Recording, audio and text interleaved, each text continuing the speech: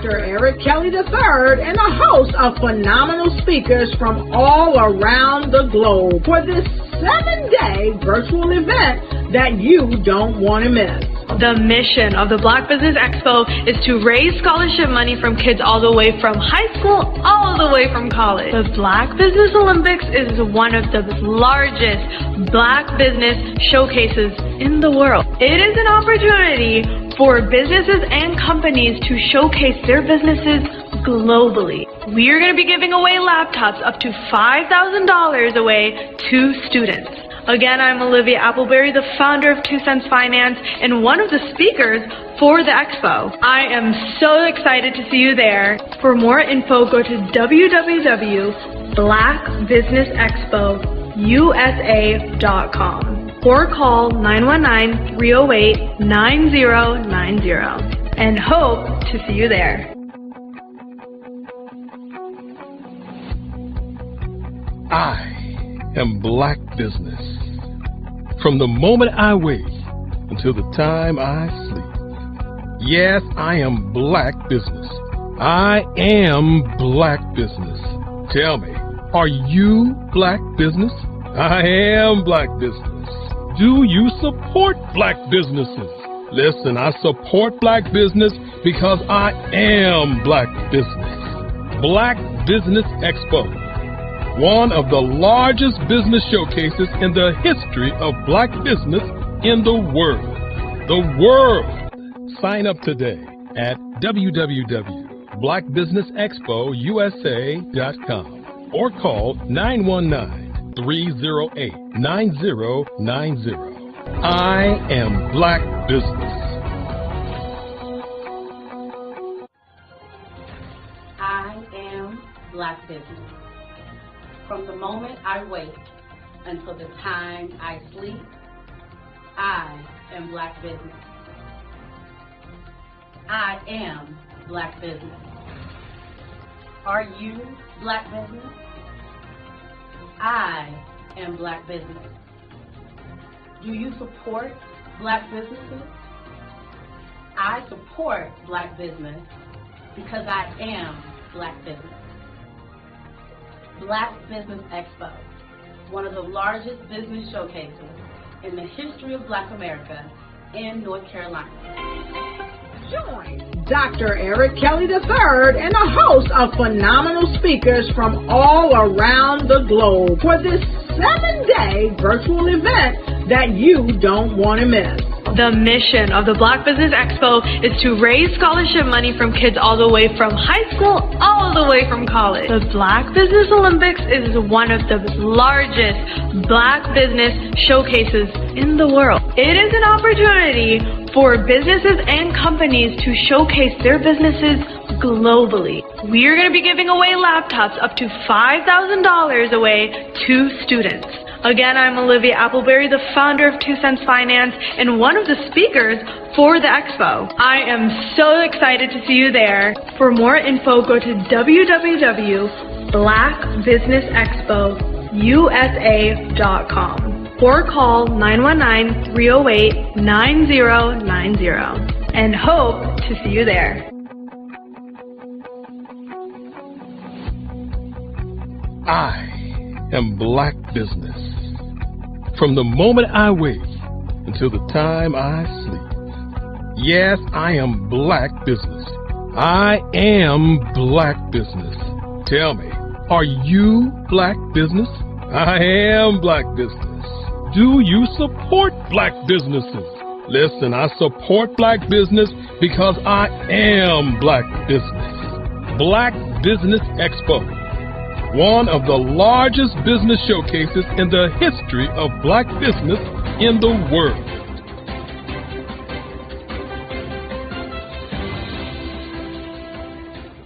Over the past few years, we've seen the growth of existing and new initiatives focused on financial inclusion, building global networks, and reducing the wealth gap in response to the idea there's not enough seats at the table. Whether their outcomes are to increase the representation of Black executives on corporate boards, ensure an inclusive global economy, or to create new U.S.-African commercial pathways, the strategies are often carried out by separate programs. The question is, should they be? With the continent of Africa being home to more than half of the world's fastest growing economies, the youngest workforce, over 400 companies generating more than $1 billion annually, 700 generating more than $500 million annually that are poised for growth, and being the destination of nearly $5 billion in venture capital in 2021. Diversifying U.S. and Africa commercial engagement by building bridges between African businesses and their U.S. diaspora should begin being seen as mutually beneficial. From helping to reduce Africa's enormous capital gap to catalyzing two-way trade opportunities, the COVID-19 global pandemic hopefully has taught us that global challenges and opportunities are more interconnected than we thought. During the pandemic, African companies like Unicorn Flutterwave, insurance provider Reliance Health, ride-hailing app Yasir, and 54Gene, the continent's first bank of DNA on people of African descent, proved that when African companies have access to networks, capital, and information, they grow big, grow fast, and create solutions that are valuable to the world. This is why Be Direct was created. We are the first U.S.-based but African-centric board preparedness and board search company designed to connect U.S. Black talent and corporations to African businesses. Unique and fundamental to Be Direct's success is our process of helping board candidates adapt their experience and networks to an African context before they're connected to high-growth companies that are looking to locally and globally scale. From our focus groups with African business execs and government leaders, we don't ignore the sentiment that business is easy, but people are hard. Having a pool of board candidates with hard-to-access networks and extensive experience across the business lifecycle, including successfully raising capital, is table stakes for an initiative like this. So yes, we have that. But corporate or entrepreneurial success in the U.S. does not guarantee success in Africa. Developed alongside industry partners on the continent, our training program, Be Direct Prep, is designed to transpose their experience to create cultural comfort, understanding, and a commitment to helping businesses in Africa scale. Our board governance sessions are African continental and country specific, integrated with cultural awareness and dexterity training, masterclasses led by African industry execs, and mentoring and coaching from African continental-based facilitators. But even more unique to Be Direct Prep, we cap off our training program with an immersion trip to help candidates that have not been to Africa before see and feel Africa's complexity and opportunity from African soil. We all know traditional network-based board placement has historically left a lot of us out of ever really being in the paid board pipeline. Our strategy supports the work of many great organizations that are successfully filling seats at U.S. board tables by creating more tables for those that are still left on the sideline. It's time to start seeing the role and value of U.S. Black talent and businesses on the continent of Africa differently. Old perceptions and habits limit economic inclusion. Let's transition Black talent and the African businesses they will support from the periphery of the global economy to its core. Living in a global lockdown, we all know now how fast local and global economies can change, and see the value of having businesses that hire, strengthen local value chains, and even grow globally. Status quo in any form holds back progress. We must democratize U.S.-Africa commercial engagement by socially and economically connecting cultures that have long been disconnected. It's time for Africa's U.S. diaspora to redefine their global value by helping African businesses scale continentally and globally.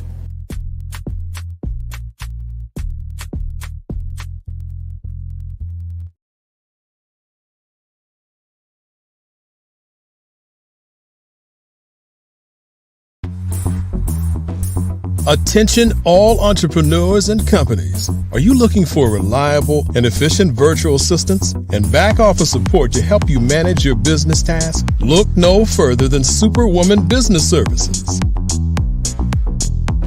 Our team of virtual assistants provides a full range of administrative support services, including operations management, social media marketing, and much more. We also offer website design services to help you create a professional online presence that reflects your unique brand. In addition to administrative support and website design, we offer business development and structuring services to help you grow your business and achieve your goals. We'll work closely with you to identify areas of improvement and develop a customized plan to help you reach your full potential. At Superwoman Business Services, we understand that running a business can be overwhelming and time-consuming. That's why we're here to help you fly high and achieve success. Our virtual assistants are highly skilled, experienced, and dedicated to providing you with the support you need to thrive. Come fly with us and take your business to new heights. Let us help you become the superhero entrepreneur you are meant to be.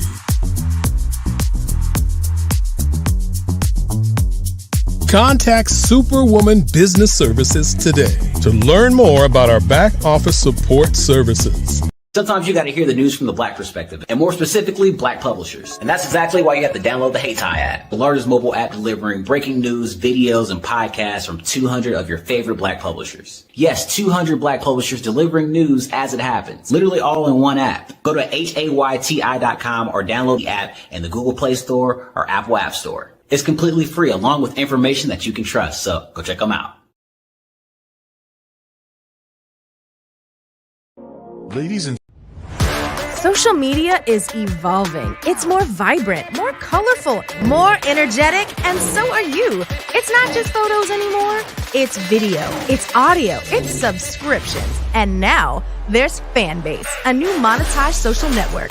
Fanbase delivers the complete native app experience with full content monetization for every user. No algorithms that shadow ban your engagement or growth, and no ads. Follow anyone for free and subscribe directly to your favorite creators for $4.99 a month. Plus, show some love by tipping on any post. Also, make a Fanbase page and monetize your content the same way. Finally, connect with your followers by posting the amazing content you already create. And now, get paid for it. It's time to energize and monetize, because everyone's a fan of something and everyone has a fan base.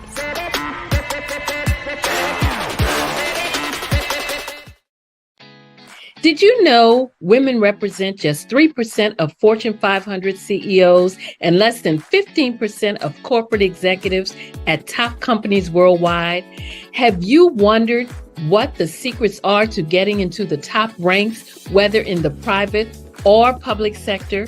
Do you want to figure out how to stop being held back in your career or passed over for promotion? Then you're in the right place. Hi, I'm Dr. Madeline Ann Lewis, President and CEO of the Executive Women's Success Institute. I have decades of experience in the military, the federal government, and corporate America, and my mission is to help women succeed and tap into their full potential.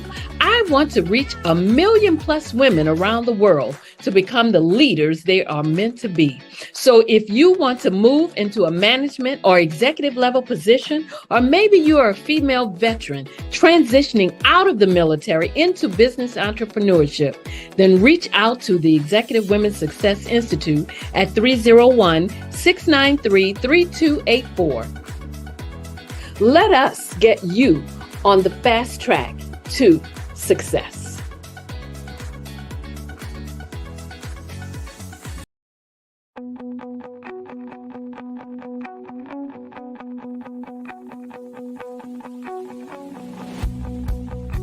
I am Black Business. From the moment I wake until the time I sleep.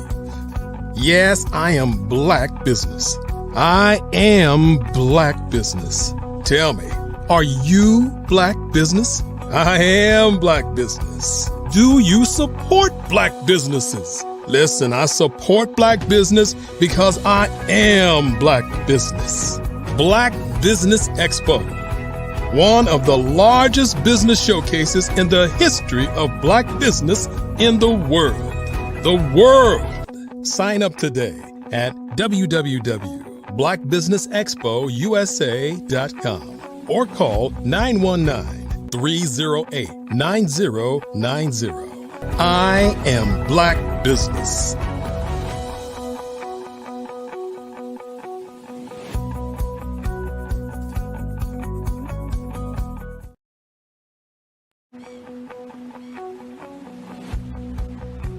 I am Black Business. From the moment I wake until the time I sleep. Yes, I am Black Business. I am Black Business. Tell me, are you Black Business? I am Black Business. Do you support Black businesses? Listen, I support Black business because I am Black business. Black Business Expo, one of the largest business showcases in the history of Black business in the world. The world!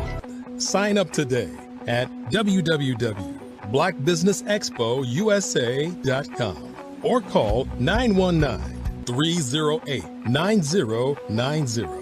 I am Black business.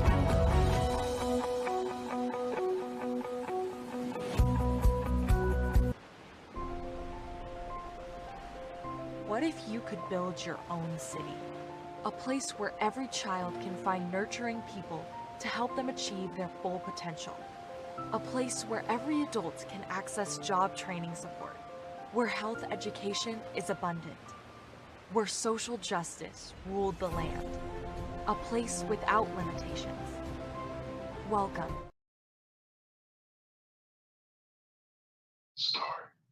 Good day, business owners, entrepreneurs, thought leaders, and corporations. Welcome to the Black Business Network. My name is Ravina Amos. I'm your business moderator for this edition of the Black Business Network. The Black Business Network is a 24-hour business network showcasing Black businesses, business owners, entrepreneurs, and thought leaders worldwide. We have speakers from North Carolina, London, Singapore, Africa, Japan, and clients all over the United States. The Black Business Network is a global community sharing its business knowledge to empower, inspire, and educate businesses about businesses. We will be doing a fireside chat with Margie McLean. Margie McLean is a dedicated counselor, educator, mentor, and community life coach with over 20 years of experience in empowering and leadership workshops. Holding a Bachelor of Science in Molecular Biology from the University of North Carolina at Pembroke and a Master's in Education Leadership from Argosy University. Margie is a founder and CEO of Margie McLean Foundation Incorporation, which focuses on supporting underprivileged children and families through education, enrichment, health, and wellness initiatives. Since 2009, she has organized, empowered, and events for women and girls, including the Girls Empowerment Leadership Summit and the Divas Empowerment Retreat. Margie stated that Ladies of Quality mentoring programs in 1992, advocating for young women, leadership, and education. Recognized as a 2014 Who's Who by the National Association of Professional Women and a 2016 Trailblazer by Pure Potential Incorporations. She is currently a global ambassador and regular speaker for Black Business Expo USA. Margie's motto is leaving no one behind. Embodies her commitment to overcoming obstacles while uplifting others on their journeys. I present to you Margie McLean. Good afternoon. How are you? I am wonderful, Margie. And you? I'm doing Welcome. wonderful. Again. Thank you for having me. Yes, Margie, tell us what inspired you to pursue a career in counseling and education? And how has your personal journey shaped your approach? Yes, so just to reiterate, I am the CEO of the Margie McLean Foundation and also Chemistry Growth Mindset, which is a transformational coaching and consulting business. And with that, I am helping to transform the minds of young ladies to what they want to be, to actually doing what it is that they want to do. With that being said, that's what inspired me, being an educator, being in the classroom with young women, and also I would just say our youth, period. Just seeing how they're kind of like, floating in the wind, don't know what they want to do. So they just need someone who can hone in on their talent and actually make sure that they take their talent and they do what it is that they want to do and actually make it flourish here in today's society. Share a pivotal moment in your life that influenced your mission to empower young women and youth? Yes, there was a moment in life. Just growing up myself, I was a part of an organization called Ladies of Quality at my high school. And there we had a mentor who helped us become young ladies, teach us, the best way to dress when we go to interviews, scholarship interviews, also community service. And so when I became a teacher, I decided I wanted to take that with me and teach our young ladies the same thing. Right. Also, with some of our young ladies, they probably have never been out of the city. So, we was able to do some community service. It made Right. them feel so good to be able to help others. And so from there, when they grew up to become adults, they became leaders themselves. Absolutely. That is fantastic. Look, can you tell us more about the Margie McLean Foundation and the specific impact you aim to achieve through its programs? So the Margie McLean Foundation, we started off again with Ladies Equality before I even formed Margie McLean Foundation, and it just extended into just mentoring with Ladies Equality. We started to do projects such as Toy for Peds, where the young ladies were able to collect toys, and we take it to pediatric centers in the hospital for those kids who couldn't be home for Christmas. And then it actually extended to us doing senior to senior, which our senior young ladies, those who was a senior, they would actually go to our senior homes and actually do a Christmas party with the seniors. We would make Christmas cards, and then it just extended from there. Now we are doing the community baby shower, where we actually are helping first-time moms and new moms and fathers get the materials that they need and actually have a baby shower. Well, I think one of the things that impact me is my first baby shower. We had two young ladies who came, and one of the young ladies talked to me after it, and she said this was the only baby shower she was having because she didn't have any family. She was out of foster care. So she didn't really have any family. It's the only baby shower she would have had. And when I say she left with tons of things that she possibly wouldn't have got, it just made me feel so much better. And we actually are having our sixth community baby shower coming up in April 2025. So I'm excited about that. But it has actually made a difference in our young ladies' life, from just even going to different colleges. We had young ladies who had never even thought about going to college until we started doing the college tour. And they are doing amazing things. So even be able to watch them from youth to now adults having their own children and married, it just makes me feel good that I was a part of their success. Oh, yes, absolutely. Now, based off your experience, what do you believe is the most significant barrier facing young women today? And tell us, how does your work address these issues? I think one of the barriers right now is social media. I'm gonna have to say also reality TV shows. I was listening to the young lady who was before me talking about how women are sexualized, and now our young girls feel like that's the way to get attention. So for me to counteract that barrier, it's just good for me to be able to host workshops for young ladies. I do one called Dressing for Success, teach them how to dress, and dress for success. I even had a panel discussion where I had young men come in and we had questions so they can hear what young men think about maybe the way they dress. Is that what they want? It's not. And it made an impact on young ladies to see that, young men may not want to see you like that. They see you, but they may not think much. So, just having the discussion with them, especially when I used to do my teen talk, My Mind Matters, it definitely was a great thing to have. I'm hoping to bring that back where we have some teens to come on and discuss different issues that they are dealing with within their community. Okay. Now, how have the events and workshops you've organized evolved over the years? And what are some of the success stories that stands out to you?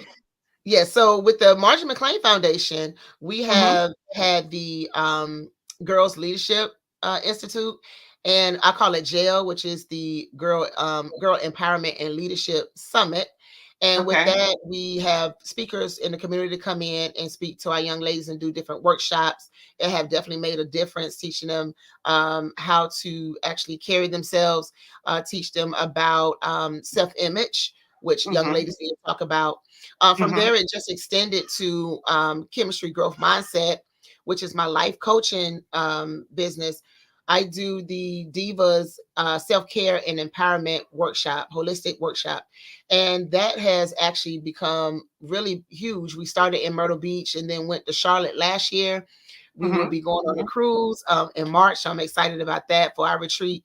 And some of the success stories I had was women who came to the workshop, not knowing where their life was headed, but then once they left, it just empowered them to be able to do more, and being around other women also. They not only just listening to my coaching, but there's other women that they're surrounded by, listening to the stories that they overcame, and it made a difference.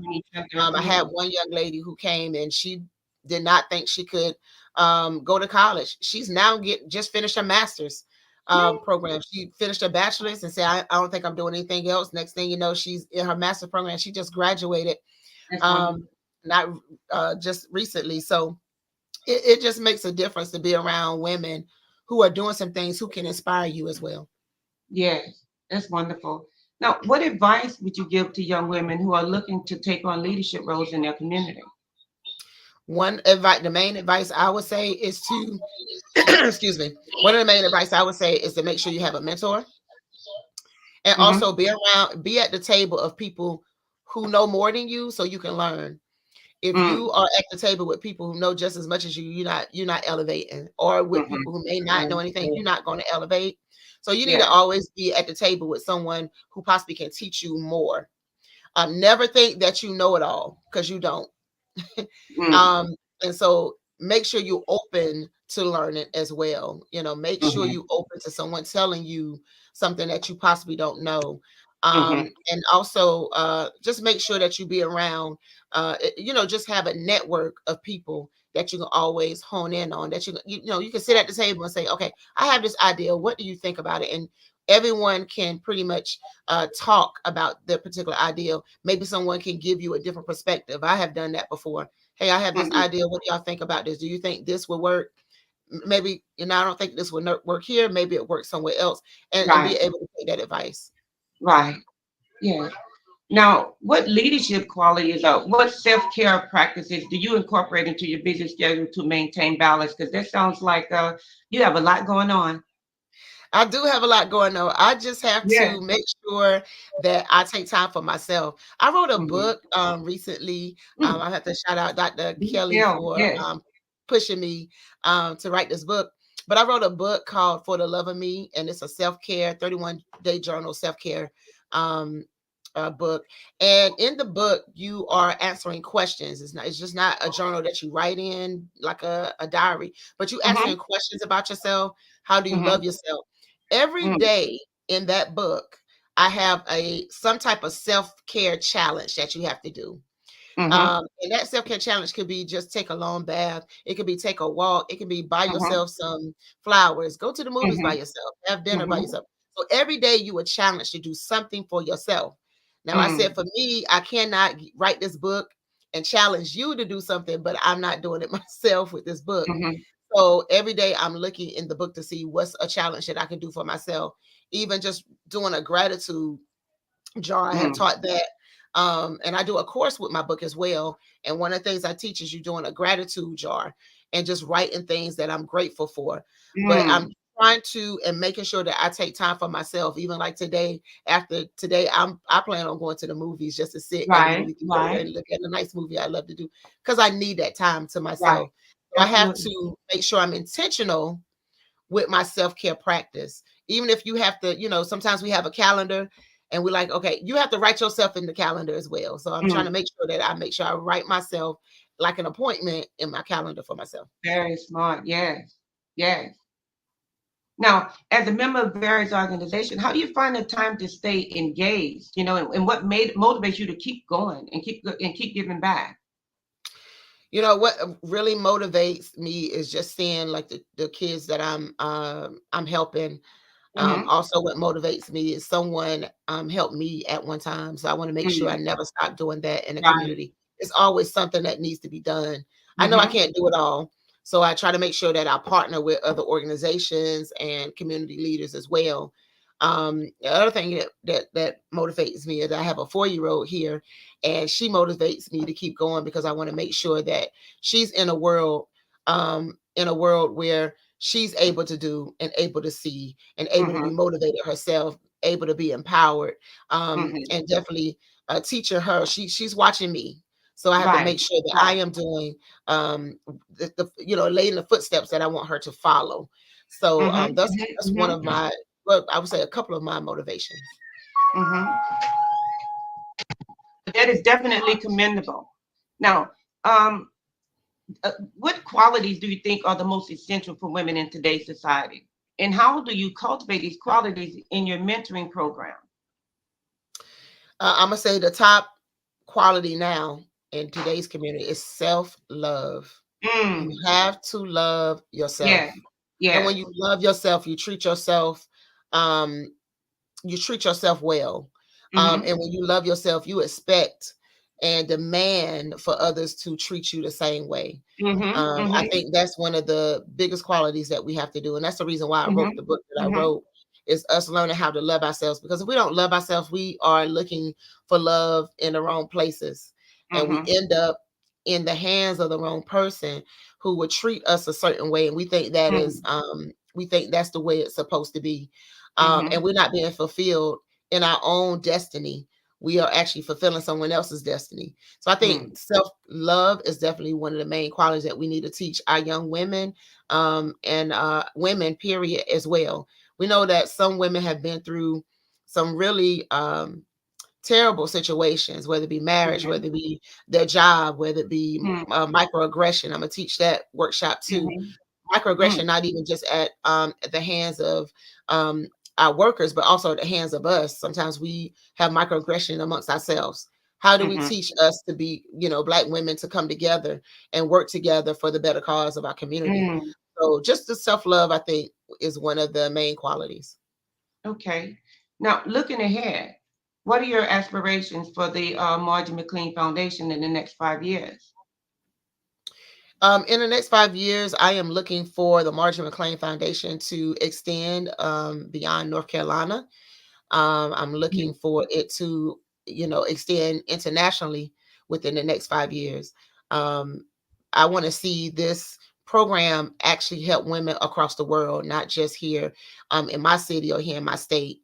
I am looking to build some more programs. We have 4 main objectives, and education is definitely one. And just being an educator and seeing how our education system is failing our kids, I want to be a part of that that solution, not a part of just the complaining, but a part of the solution. So I can see us extending beyond North Carolina and, like I said, internationally as well.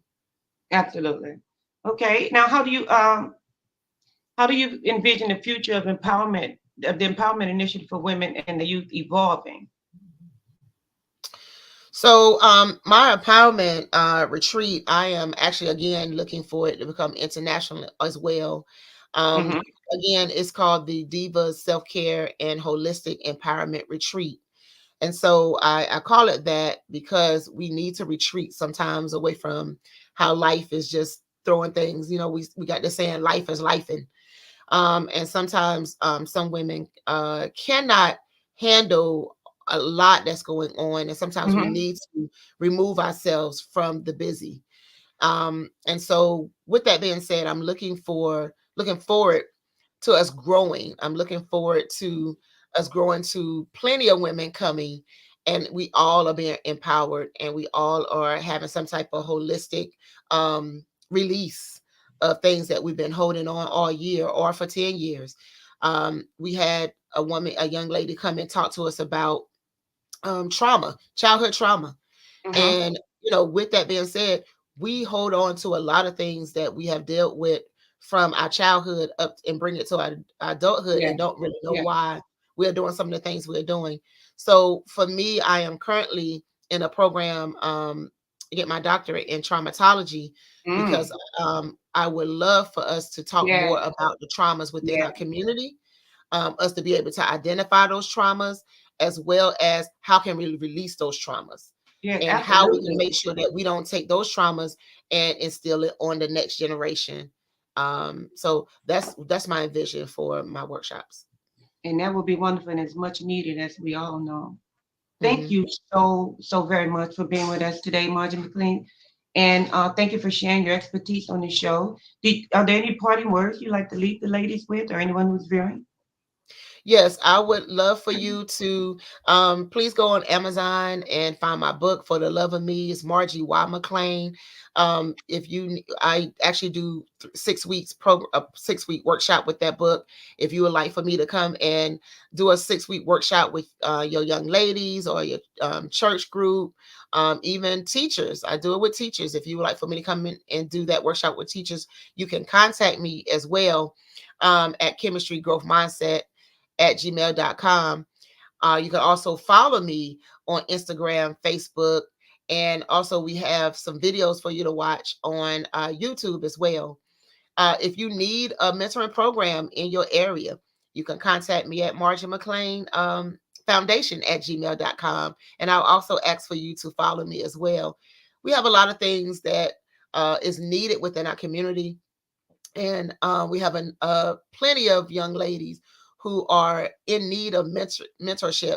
And I would love to come your way and speak to your young ladies as well.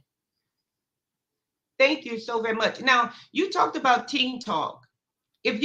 What would be some of the issues you would discuss with the young ladies on Teen Talk? We spoke about everything. One of the things we discussed was self-image and self-love on the Teen Talk. I actually had more than one teen come on. We talked about that. We talked about bullying on our Teen Talk as well, which was really good. You can also find some of those on YouTube as well. And then we also discussed peer pressure. So we talk about those different things, the issues that our kids are dealing with, that they feel like they can't talk to maybe their mom, their parents, or someone they know, but they want to be able to share and express themselves. Because a lot of times, let's be honest, adults, we don't have time to listen or don't want to have time to listen to our children. And sometimes when the child is telling you how they feeling, we sometimes believe that the child is being disrespectful. And sometimes we just need to sit down and listen. And that grows up into adulthood as well. Again, childhood trauma, telling them to be quiet, they have no say, what so have you. And so when they become adults, that's just how they are. They hold things in until it pretty much manifests and blow up. So those are a lot of things that we talked about on the Teen Talk, and I'm looking forward to bringing that back and hopefully having some teens on to talk as well. I would love for you. That's great. And I would love for you to elaborate a little bit about your book. We kind of skimmed over, but I know there's a lot of meat in there. So I would love for you to share more about the book. All right. So For the Love of Me is a 31-day journal to self-love. In that book, we are teaching women or teaching anyone, I'm going to say men also. We're teaching them how to love themselves again, how to look within themselves and see that they are worth love. They are worthy. Teach them gratitude, how to be grateful for the little things.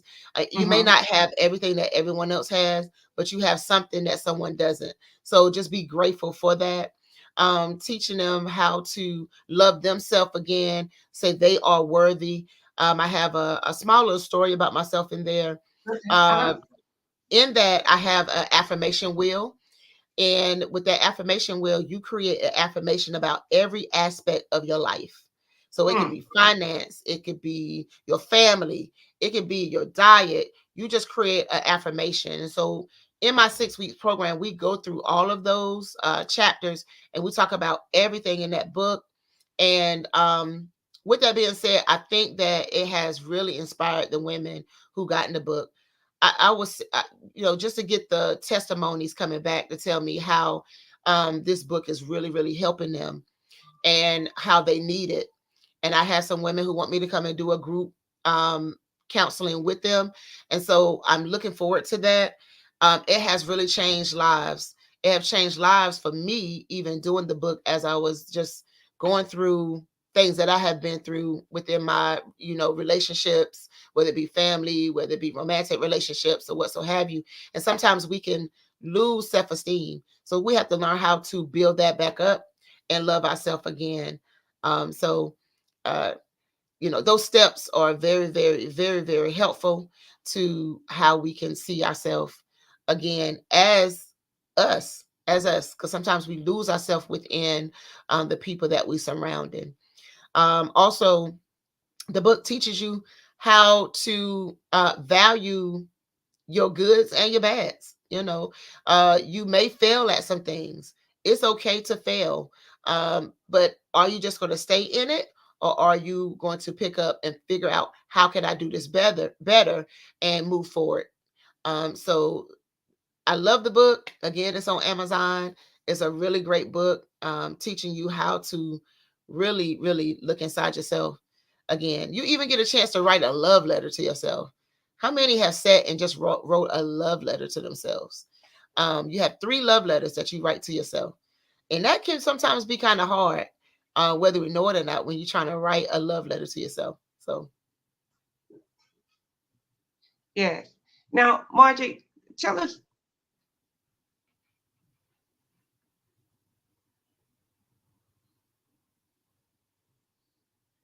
ask your question again. I'm sorry, I didn't hear your question. Yeah, I'm sorry, we was having a little bit of fun from. Tell us, as a young age, when did you start to feel that this might be your area, mentoring to other women? Were you very nurturing as a friend, as a young girl? Yes, I was. As I was younger, I was always the friend that everyone would come to and needed advice or wanted to talk to about situations. Didn't really think this is what I would end up doing, being a speaker. And I know that this was a calling for me, but I'm not gonna lie, I ran from the calling. I was always one to hang with the fellas, not really hang with the young ladies. So when the Lord gave me this mission to do, I be honest with you, I ran from it, and I ran a long time until I just decided to just go ahead and give in. But yeah, so I really did not think that this was my calling at first. But when I became a teacher, and seeing how I was impacting young ladies who had never had anyone to pour anything into them, listen to them, tell them that it was beautiful, tell them you were a queen, giving them positive affirmations. It just, for me, I said, I need to do this going forward. Our young women, Black women, Latino women, Caucasian, they all need this because a lot of our young girls start off in domestic violence, domestic relationships, but they think that's the way it is, that they supposed to be, and that's how they are shown love. So just to give that to them, and especially if they don't have any mentorship in their lives growing up, they need someone. Now, how young are we talking here? What's the youngest ages that you've had to deal with in your program? The youngest that I did with was middle school age. So and we're looking at going a little further younger, but I started middle school. And the reason why I do middle school is because in middle school is when they start to try to find themselves, trying to figure out who they are. And so someone has to hone in on that and lead them and guide them.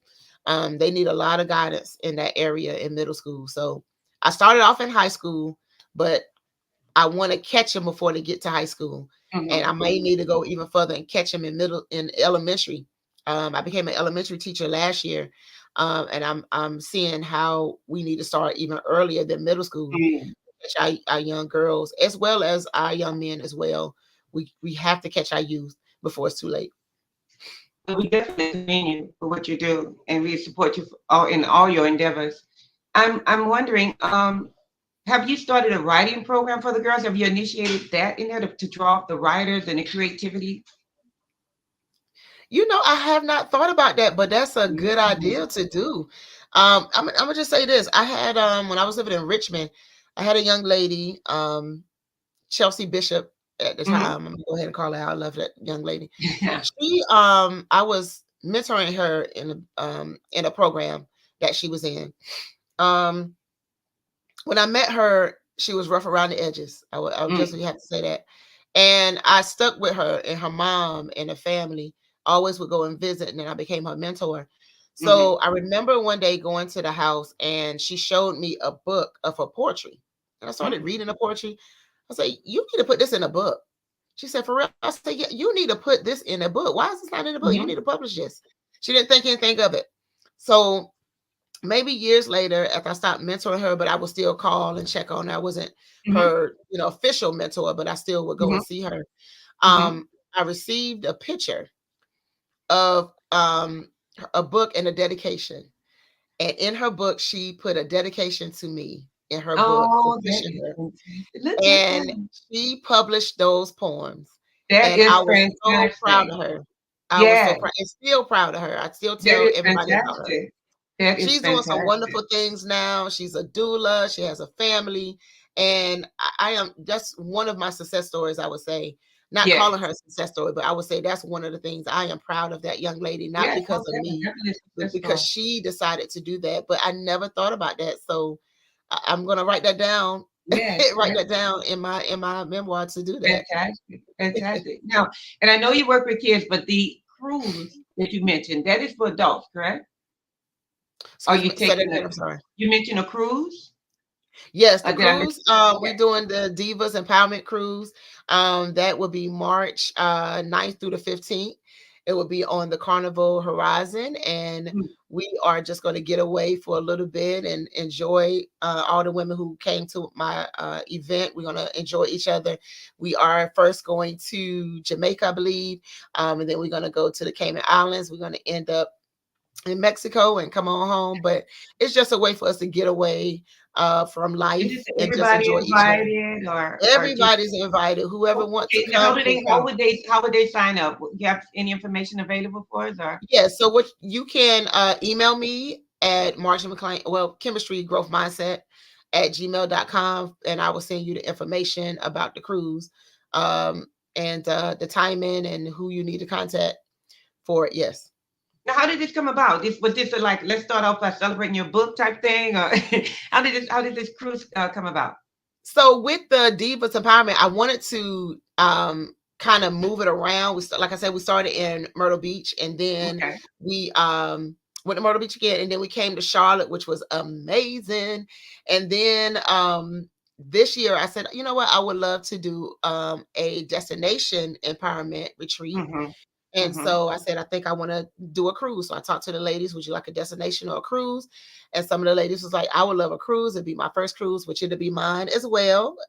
And so I decided to do the cruise there. And so what I did decide was instead of doing workshops, we're just going to go and have fun. I don't Okay. want So to this go is a in camp and we for just doing a me, whole bunch of girly workshops girls on a that cruise. We want to yes, enjoy each other.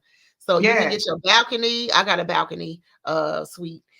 Okay. And so just come out and have a good time and just have some fun and just get away for a little bit, and also discussing things at the same time. We can be discussing, a couple of things that women are going through and just still have that Yeah. camaraderie and those conversations that are needed. Okay. And that sounds great. And thank you for sharing that information with us. You're welcome. Now, the different organization and the foundation itself, what are the things that you find you are most lacking? I would say most lacking, let me see. I think sometimes it could be the support that we want. We look for support in Community, certain, family. I would say more family oriented support. One of the things that I also teach young ladies or anyone that's trying to start a business, because I do a business workshop too for entrepreneurs, especially for Mm-hmm. kids. I Mm-hmm. do a Mm-hmm. workshop called Turn Your Passion into a Paycheck. So anything that you love to Okay. do, I teach them that you can turn that into a business. Absolutely. So a Absolutely. lot of times they come and to me and say, hey, I don't get enough support from my family and my friends. And I tell them sometimes that's not where you need to look. That may not be your customer, your client, your Mm-hmm. Mm-hmm. audience. I try to teach them not to be so disappointed in that. Sometimes that's regular. Mm-hmm. Even, me having an event, I was supposed to have an event on November 16th. I said, I'm going to bring it to my city. Mm-hmm. Um, but I didn't get that much support. Was it, disappointing? It is disappointing. But I will say I had a young man who was my vendor, and Mm-hmm. he emailed me and said, what happened? And I told him, and he said, that's just not your area. And so you're going to have to find another area to go to. Right. And he said, Right. For whatever your support I reception. have, I got Yes. you. You'll find out that you find a lot of support from people you don't know. more so than people that you do know that know you. Yeah. It's sometimes that's hard. That's a hard pill to swallow, but sometimes you have to swallow it and keep moving. That way your business will be able to flourish the way you have to. Yeah. Right. Yeah, absolutely. And again, we commend you for what you do. We know this is not an easy thing to do. And plus, while pursuing your career, you say you're going for your doctorate after this? Yes, I am. Yes. Right now I'm working on my EDS, and then I'm going to finish, with my doctorate. Okay, EDS, for those of us. That's an education specialist. So I'll be an education specialist in traumatology. Yes, ma'am. Okay. Yeah. Okay, that would be fantastic. And we look forward to seeing everything that you're going to do in the future. Please keep us informed and we'll be inviting you to come back out, especially once you get that doctorate and come back and give us that trauma class. I know that is so yes, needed. You envisioned it in your mind at all, how this is going to work? Yes, so I am actually always writing different courses. I write courses as well, and I help others write courses for their books. And so I'm always looking at what is needed in our community that we don't talk about. I'm one of the ones that I have the workshops on the things that we're scared to talk about: domestic violence in the church, domestic microaggression amongst ourselves. We kind of be scared to talk about some of those conversations. So I bring those conversations twofold. So with that being said, traumatology is definitely one. Us as a African American community, we'd be kind of scared to talk about those things that our parents have instilled on us that has become trauma, really, that we don't know and we think is regular. And so now when we have children, we now instill in that trauma. We have to stop it somewhere. We got to break that chain somewhere. Yeah. But once again, we commend you. And I hear what you're saying. I want to make sure I understand you. So what you're saying, you're taking all your education and all your learning experience and you're rewriting a curriculum that is based solely on the needs of the community that you serve. Correct. That is absolutely wonderful. That is absolutely wonderful. And we thank you so much for what you do. And any last, really final, I know we like preachers now. We're going to close 3 or 4 times. Give us your contact information one more time. Give us all the information. Please give it to them slowly so we can make sure everybody gets. So you can find me if you're looking for life coaching or group coaching. You can find me at Chemistry Growth Mindset. On Facebook, you can find me on Instagram as well as YouTube, on YouTube as well. If you want to watch some of the videos as well, you can also email me at chemistrygrowthmindset@gmail.com. And if you would like mentoring programs in your area, you can find me at Margie McLean Foundation @gmail.com. And you also can find me on Instagram at Margie McLean Foundation with the number 1 at the end. Yes. And the cruise is the Diva Empowerment Cruise. So if they Google it, would they be able to find it? Is there a website for it? Or they can email me at chemistrygrowthmindset@gmail.com, and I will send them the information for the cruise. Yes. Absolutely. Thank you. And this is for adults. Is there an age limit, or are they taking young women? We take it starting at 18. 18 and up. Yes, ma'am. 18 and up. Okay, fantastic. Thank you so much. So we have let's do a list of all the organizations again. Give me one. Let's start with the first one. We have the Margie McLean Foundation. Okay, and what's the next one? Because I want them to go Google it. What's the next one? Chemistry Growth Mindset. That's spelled with a K. Chemistry Growth Mindset. Okay, and we have the Divas Self-Care Empowerment and Holistic Wellness Retreat. And she's still trying to get her doctorate, people. That is wonderful. I applaud you. Thank you so very much. You're awesome. You're wonderful. We love what you do. And please continue doing what you do. Thank you so much for having me. I was born in a little village on the island of Haiti. Many deadly diseases pounded me. It is as if they were on a mission to end my existence on this earth. I refused to give up. In 1983, I left Haiti and came to the United States of America. And I came with $5, 2 shirts. I didn't speak in English. I came to Atlanta. I got a job. I was a doorman. I was a doorman with a dream. What I used to come on stage. I'd rehearse this moment. that I'm standing in front of you. That's the power of a dream. Maybe today is the day you begin acting as if you already have it. And then step out with full force. Take a risk. No condition is permanent. Don't let your situation distract you. You are chosen. You are called. You are born for a purpose in this life.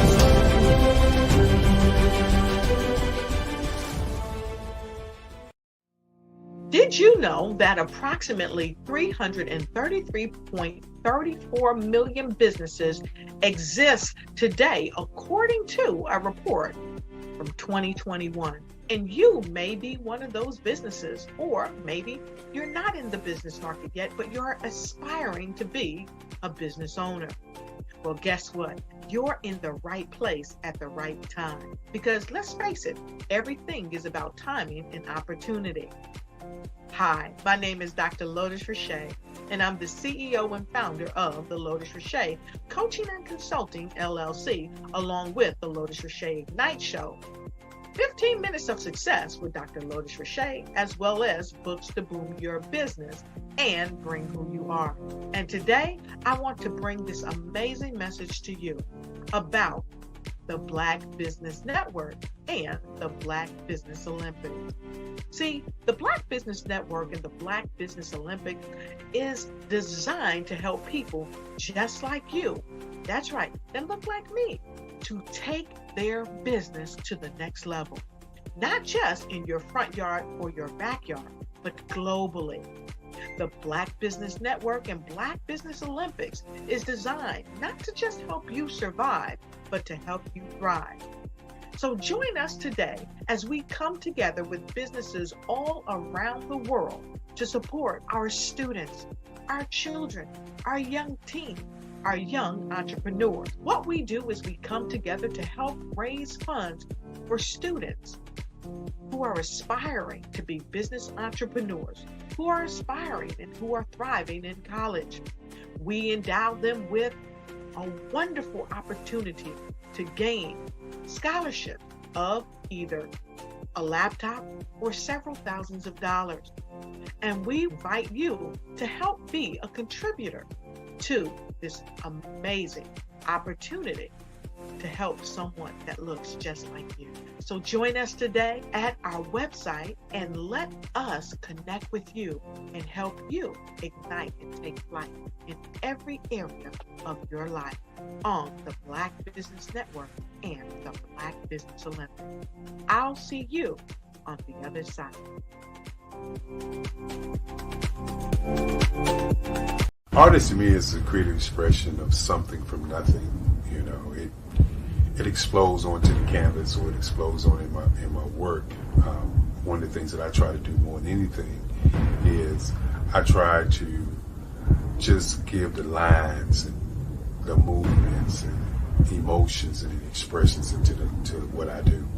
Art really means to me a chance to express how I feel deep down inside. Most of my art begins as a thought that I might have, you know, whether it's sports, whether it's history, whether it's a woman or a man. It pretty much starts as an idea of thought before I get into the actual image of what I'm going to draw. I do a lot of historical pieces. I was a history minor in college, and I love to do history pieces. And a lot of times I'm thinking about history, and then I try to make that history impact you as you look at it. That's one of the reasons I do pictures so large. People ask me, why do I do the pictures so big? And I tell them, I want the piece to impact them as they're looking at it, to kind of dominate them, dominate their space.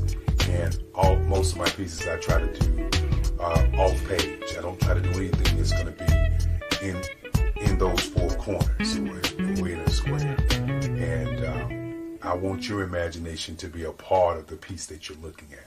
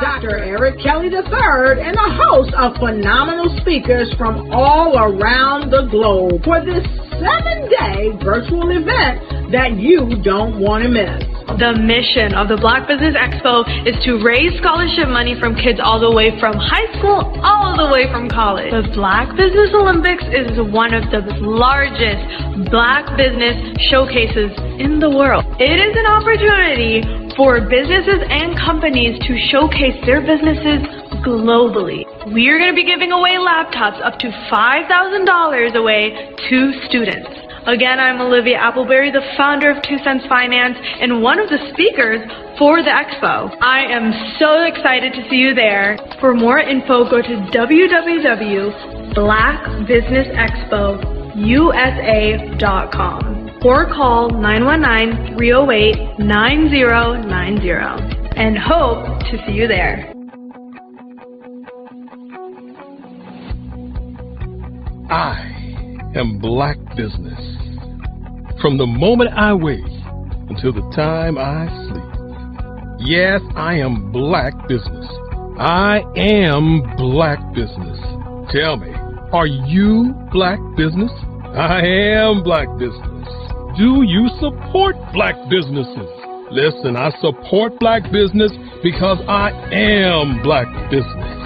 Black Business Expo, one of the largest business showcases in the history of Black business in the world. The world! Sign up today at www.blackbusinessexpousa.com or call 919-308-9090. I am Black Business. I am Black Business. From the moment I wake until the time I sleep, I am Black Business.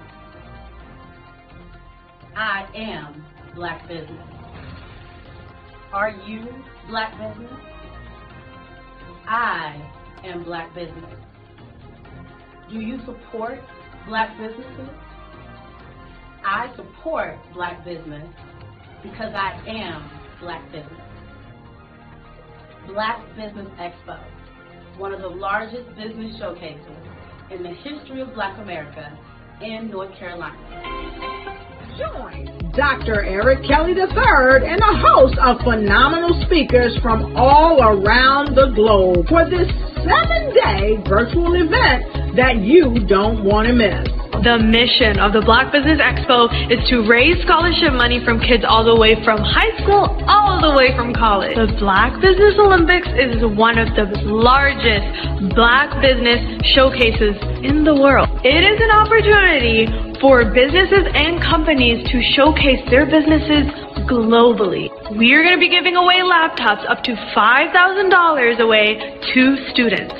Again, I'm Olivia Appleberry, the founder of 2 Cents Finance and one of the speakers for the expo. I am so excited to see you there. For more info, go to www.blackbusinessexpousa.com or call 919-308-9090 and hope to see you there. I am Black Business. From the moment I wake until the time I sleep. Yes, I am Black Business. I am Black Business. Tell me, are you Black Business? I am Black Business. Do you support Black businesses? Listen, I support Black business because I am Black Business. Black Business Expo, one of the largest business showcases in the history of Black business in the world.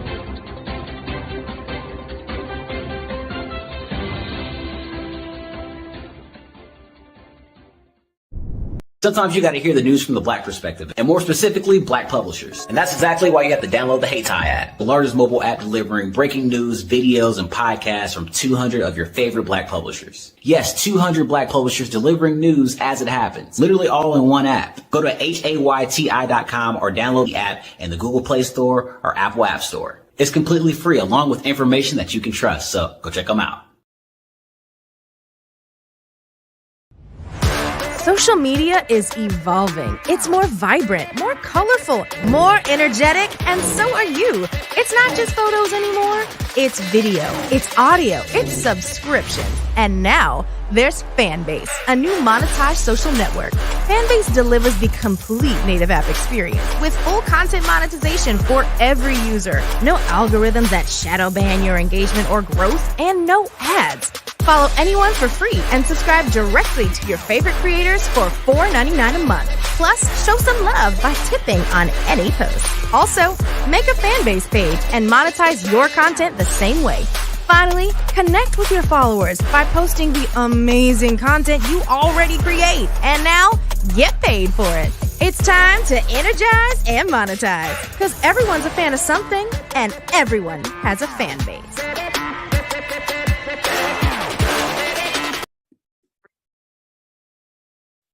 Hello, I'm Dr. Madeline Ann Lewis, President and CEO of the Executive Women's Success Institute. And my genius is helping women accelerate the path to success.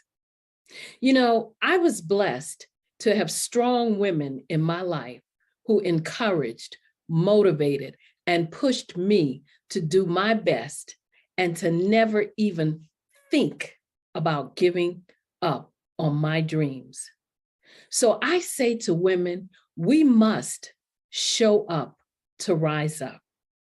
We have talents and potential, but who will see them if we don't speak up and get noticed? I know that women are a tremendous resource on this planet, and there is nothing more fulfilling than helping a woman tap into her full potential. I do this because I want to be a part of helping as many women as I can to show up, to rise up. I do this because genius is common. Did you know women represent just 3% of Fortune 500 CEOs and less than 15% of corporate executives at top companies worldwide? Have you wondered what the secrets are to getting into the top ranks, whether in the private or public sector? Do you want to figure out how to stop being held back in your career or passed over for promotion? Then you're in the right place. Hi, I'm Dr. Madeline Ann Lewis, President and CEO of the Executive Women's Success Institute. I have decades of experience in the military, the federal government, and corporate America, and my mission is to help women succeed and tap into their full potential. I want to reach 1 million plus women around the world to become the leaders they are meant to be. So if you want to move into a management or executive level position, or maybe you are a female veteran transitioning out of the military into business entrepreneurship, then reach out to the Executive Women's Success Institute at 301-693-3284. Let us get you on the fast track to success.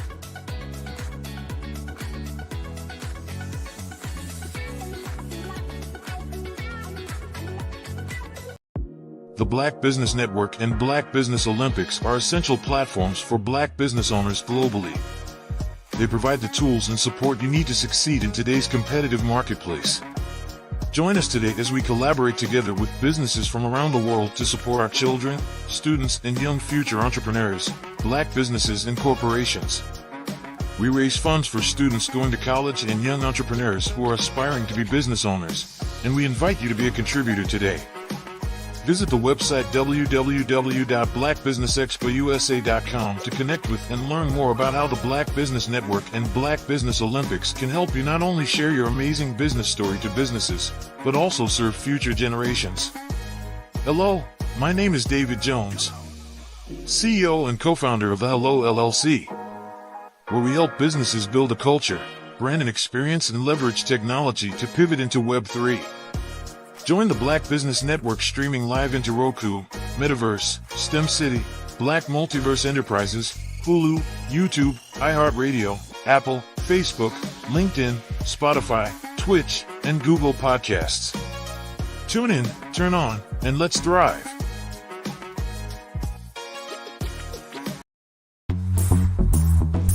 Attention all entrepreneurs and companies. Are you looking for reliable and efficient virtual assistants and back office support to help you manage your business tasks? Look no further than Superwoman Business Services. Our team of virtual assistants provides a full range of administrative support services, including operations management, social media marketing, and much more.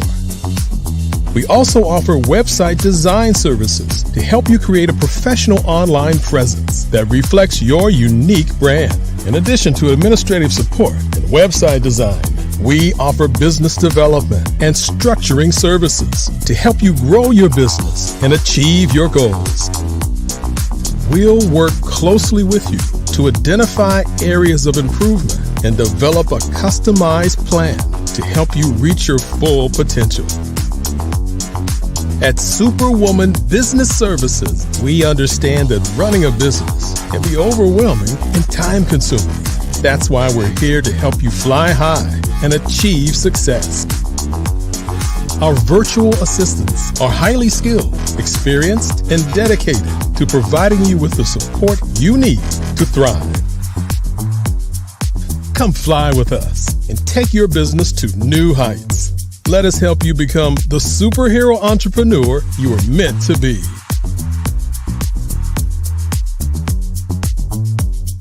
Contact Superwoman Business Services today to learn more about our back office support services. Come fly with us and take your business to new heights. 5-Star BDM, Brand Development Masters, is a professional consulting and advisory group keenly focused on business development services for the small to mid-sized business and entrepreneurs. Although every business is unique, they often share business development challenges that can be addressed through smart branding. Services include process improvement and operations, digital strategy and transformation, business intelligence, digital marketing, and personal branding. Our business and personal branding company has helped a number of professionals and organizations to optimize and grow. This results in more business, more opportunities, better reach, positive outcomes. Visit www.5starbdm.com today to learn more. Every speaker has a moment where their words can spark inspiration, drive change, and transform lives. But what happens after the applause fades? With 5-Star BDM, your voice doesn't have to fade. We transform your live session into a professional ebook. Imagine your session becoming a permanent, interactive asset, reaching new audiences across the globe. Like Grant McGaugh and Dr. Eric Kelly III, whose session on the Mindset Revolution continues to inspire thousands through their custom ebook. Your ideas can become a lasting impact. Turn your session into an ebook that not only tells your story, but expands your reach, builds your brand, and engages your audience. With embedded videos, custom graphics, and a stunning flipbook or PDF format, your message will inspire long after the event is over. And for a limited time only during the Black Business Olympics, get your custom ebook for just $199, down from the regular price of $399. This is your chance to transform your message into something truly unforgettable at an unbeatable price. Your package includes a professionally designed ebook, a flipbook or PDF, embedded video of your session, and custom graphics. Everything you need to showcase your message in a way that lasts. With 5-Star BDM, your session becomes more than a moment. It becomes an opportunity for growth, greater visibility, and lasting impact. See your influence multiply as your message reaches new clients, partnerships, and platforms. Ready to turn your ideas into a global movement? Visit 5starbdm.com to secure your custom ebook today. Your audience is ready to listen.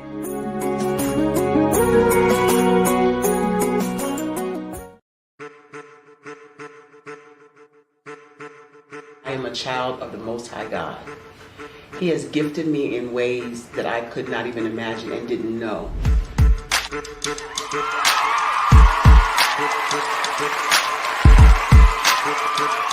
There was a time when I didn't know who I was.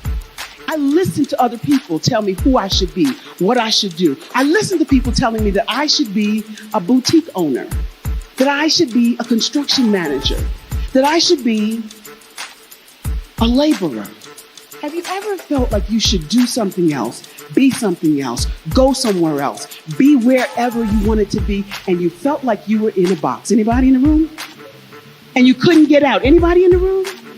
And you kept trying to go and you couldn't get out? Anybody in the room? But let me tell you, you need to rock the box. Rock the box.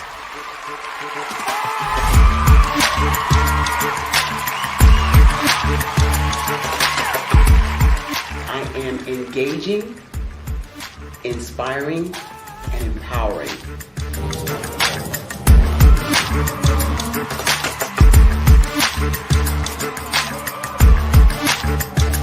I would give you everything I know.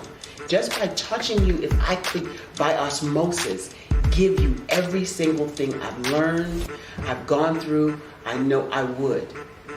We know that's not possible, but as it is possible, I love to share information with people. Some of you out there, people have told you that you can't be, you can't have, you can't do. But I will tell you, like Kingston said, you can, you must, and you will. If it's to be, it's going to be me. You got to say it. If it's to be, it's going to be. If it's to be, it's going to be. If it's to be, it's going to be.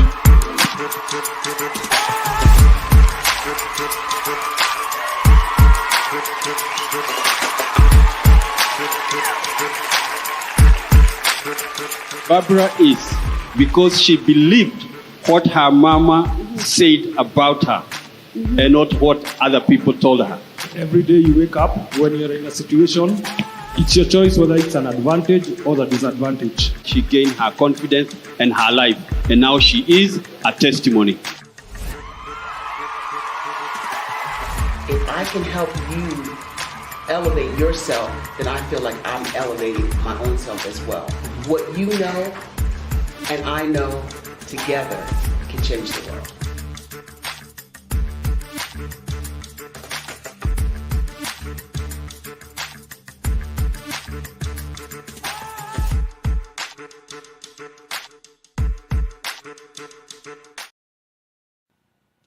Hello, my name is Kiasi Helm and I'm 14 years old. I think my genius would probably have to be setting goals and achieving them. I say this because ever since I was young, I always wanted to be an author, and at age 11 I ended up achieving this. But not only did I end up becoming an author, I ended up becoming a public speaker, a publisher, a business owner, all these great things. The name of my business is Written by Kids Publishing Company. I decided to start this company because I thought it was important for me to help kids my age express themselves through literacy and just achieve their own goals. Because to me, achieving goals is the best thing in the world to feel. It's you just achieving things and aspirations that you set for yourself. And I know that everybody is capable of this because even if you don't end up achieving the goal, you still tried your best, and that's the most important thing. And everybody is capable of this because genius is common. Thank you.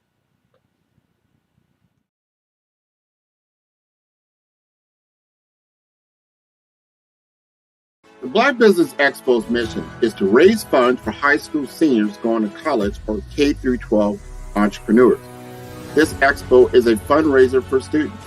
Please, you may go to www.blackbusinessexpousa.com to donate to the scholarship fund or use the Cash App at $BBXUSA. Our goal is to give laptops and up to $5,000 to 10 students. Students can register online at www.blackbusinessexpousa.com. Every dollar counts. Please donate to the Black Business Expo USA Scholarship Fund.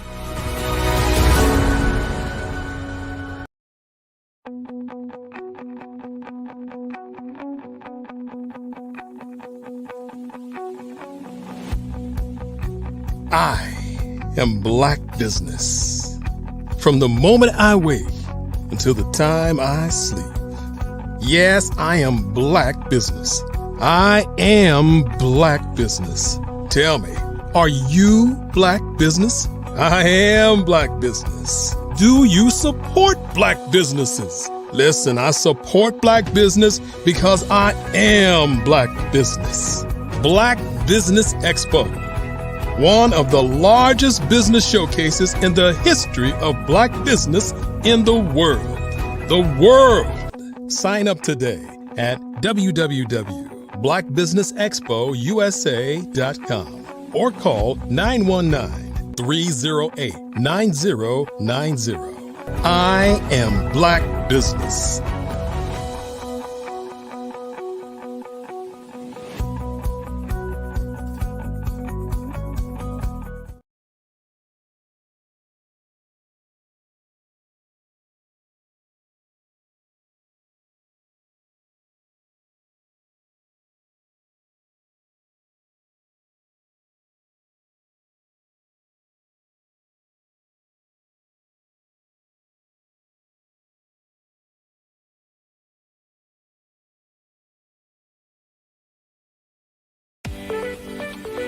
You are in the right place at the right time.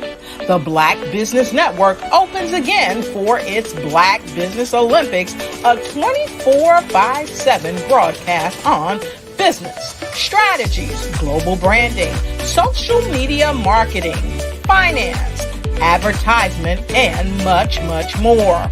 Featuring the top, most powerful entrepreneurs and speakers and thought leaders from all around the world as they gather together for this phenomenal event. Join the Black Business Network streaming live into the metaverse, STEM City, USA, Black Multiverse, Pod TV, Roku, Hulu, iHeartRadio, Apple TV, YouTube, TikTok, Instagram, Google Podcasts, Facebook, LinkedIn, IBM TV, Spotify, and Twitch. Tune in today and be a part of this amazing movement. The Black Business Olympics welcomes you.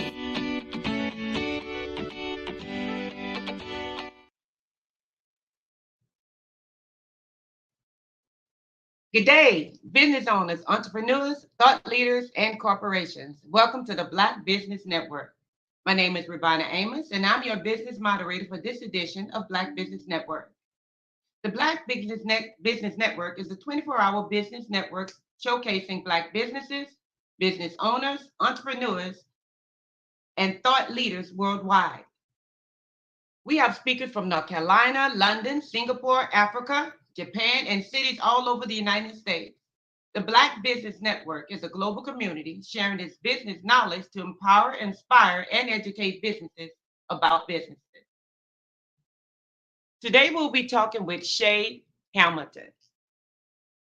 Shay Hamilton, a female from the west side of Chicago, combines the dynamic background with corporate leadership and entrepreneurship with a rich personal life created by incorporating mindfulness practices.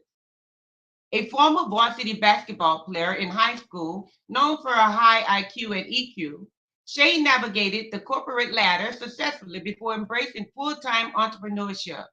As a mother of two white children, with her son living with her full-time, she brings a deep personal perspective to diversity, equity, and inclusion. Shay's multifaceted experience make her an exceptional speaker for leadership development, people development, DEI, and mindfulness. Offering valuable insight on creating miracles at home and as well as corporate and entrepreneurial settings, Shay Spear, as she's called, is a belief speaker with the formula you need. I present to you Shay Hamilton.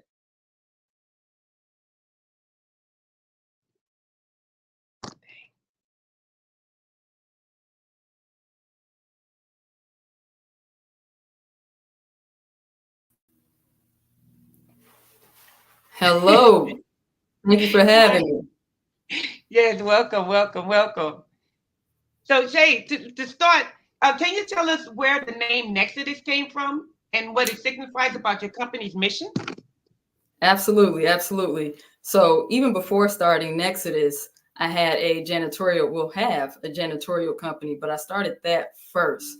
So firsthand, I got to witness what it was like to be an entrepreneur before starting and beginning Nexodus.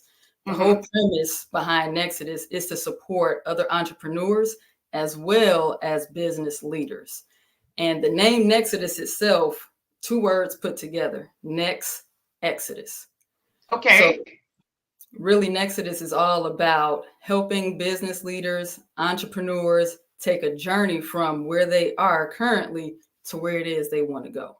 Whatever cause they want to see and bring that to fruition, we're help them materialize that in any way, shape, or form possible, primarily under virtual assisting.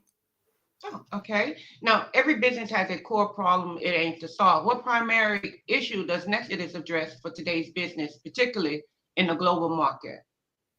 Yep. So every business has a cause. And for Nexodus, one of the things that we strive to do is really understand what are the top 2 to 3 goals that our clients are trying to solve for. And there's a two-prong approach we try to take. Right. And the first prong is our clients, which are business owners, entrepreneurs, as well as business leaders.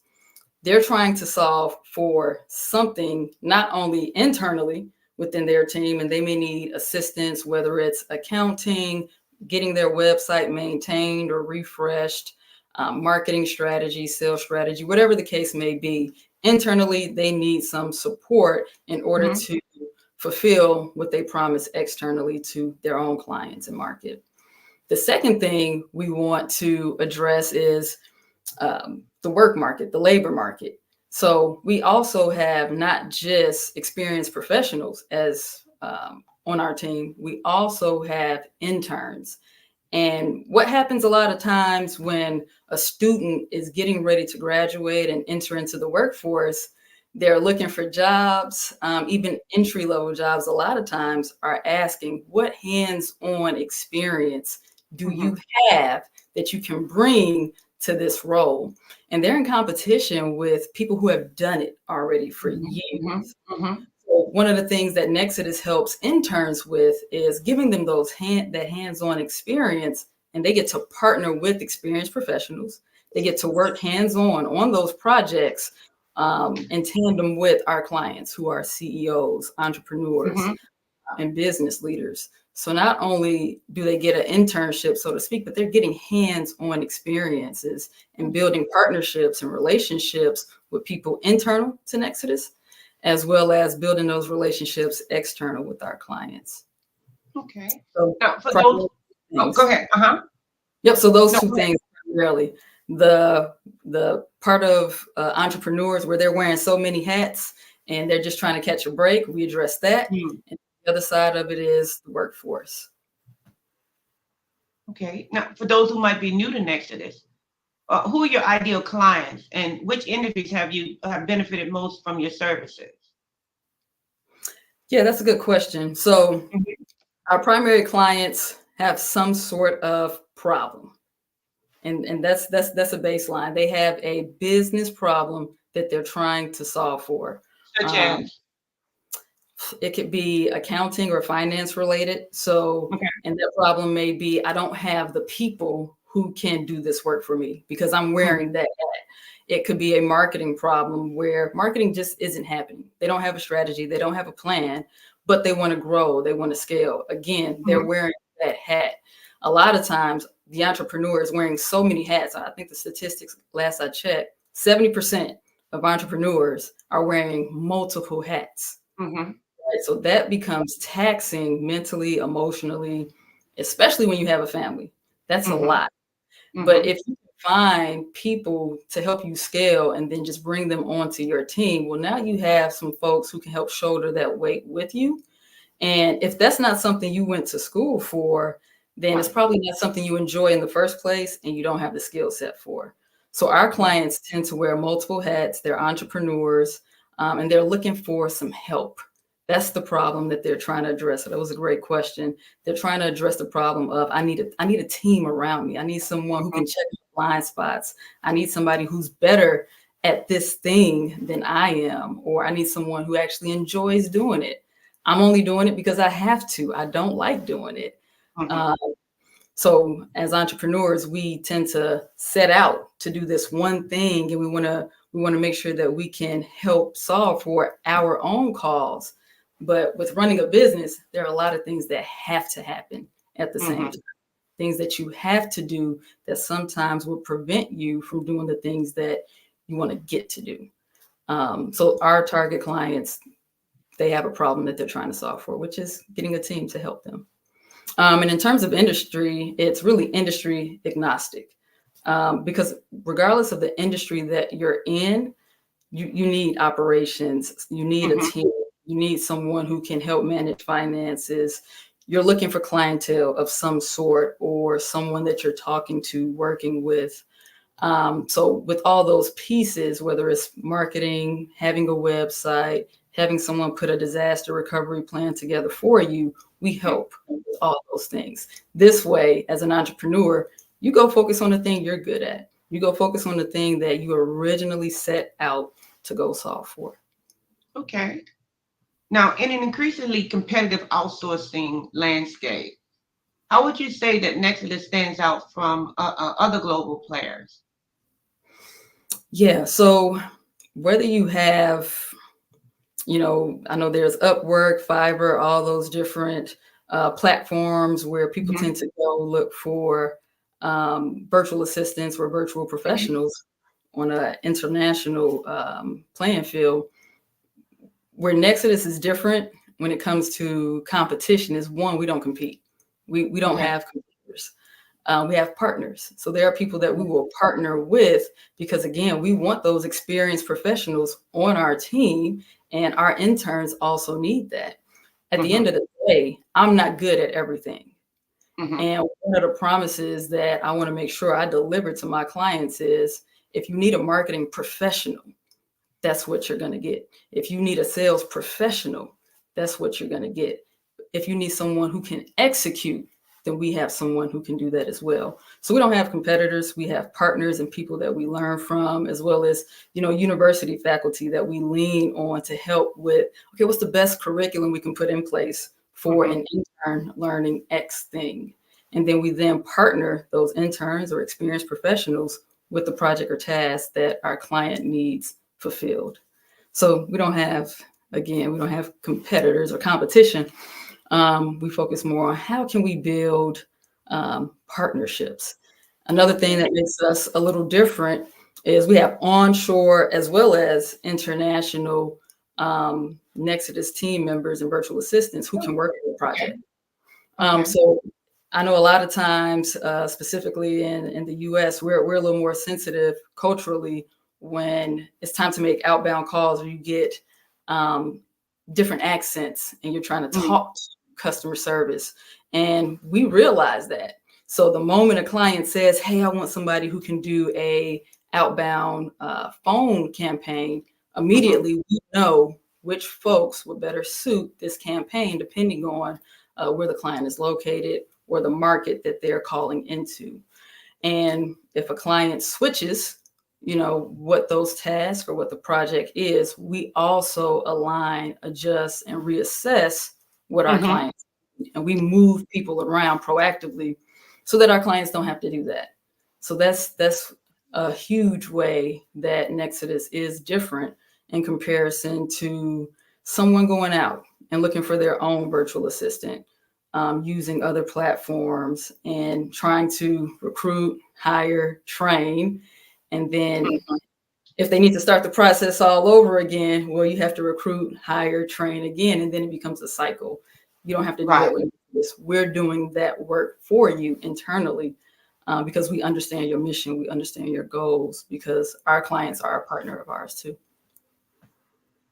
Okay. Now, it's obviously that Nexus offers a wide range of services. Can you just walk us through the key products and services that you provide to meet the most clients' diverse needs across the industry? Yeah. So most clients are asking for help. They're asking for a team. And so that's where our virtual assistants and our virtual professionals come into play. They want to be able to offload tasks so they can focus on the thing that they're trying to provide to their clients.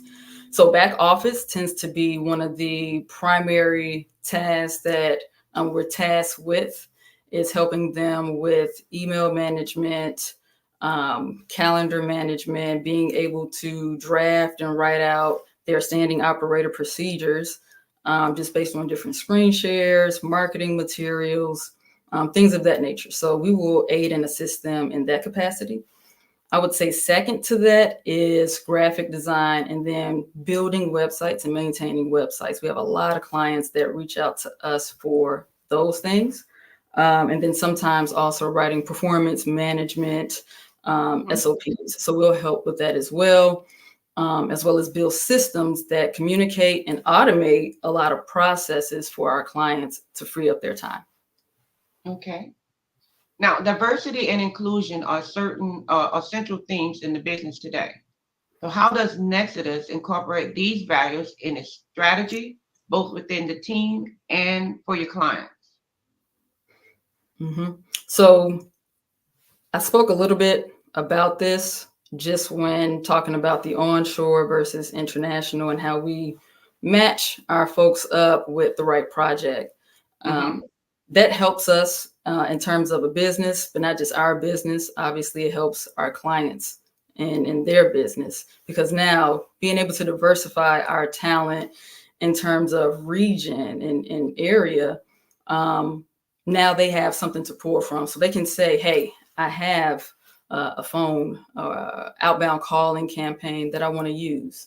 They can say, hey, I need someone who can implement an update to our CRM, and it has to be done overnight.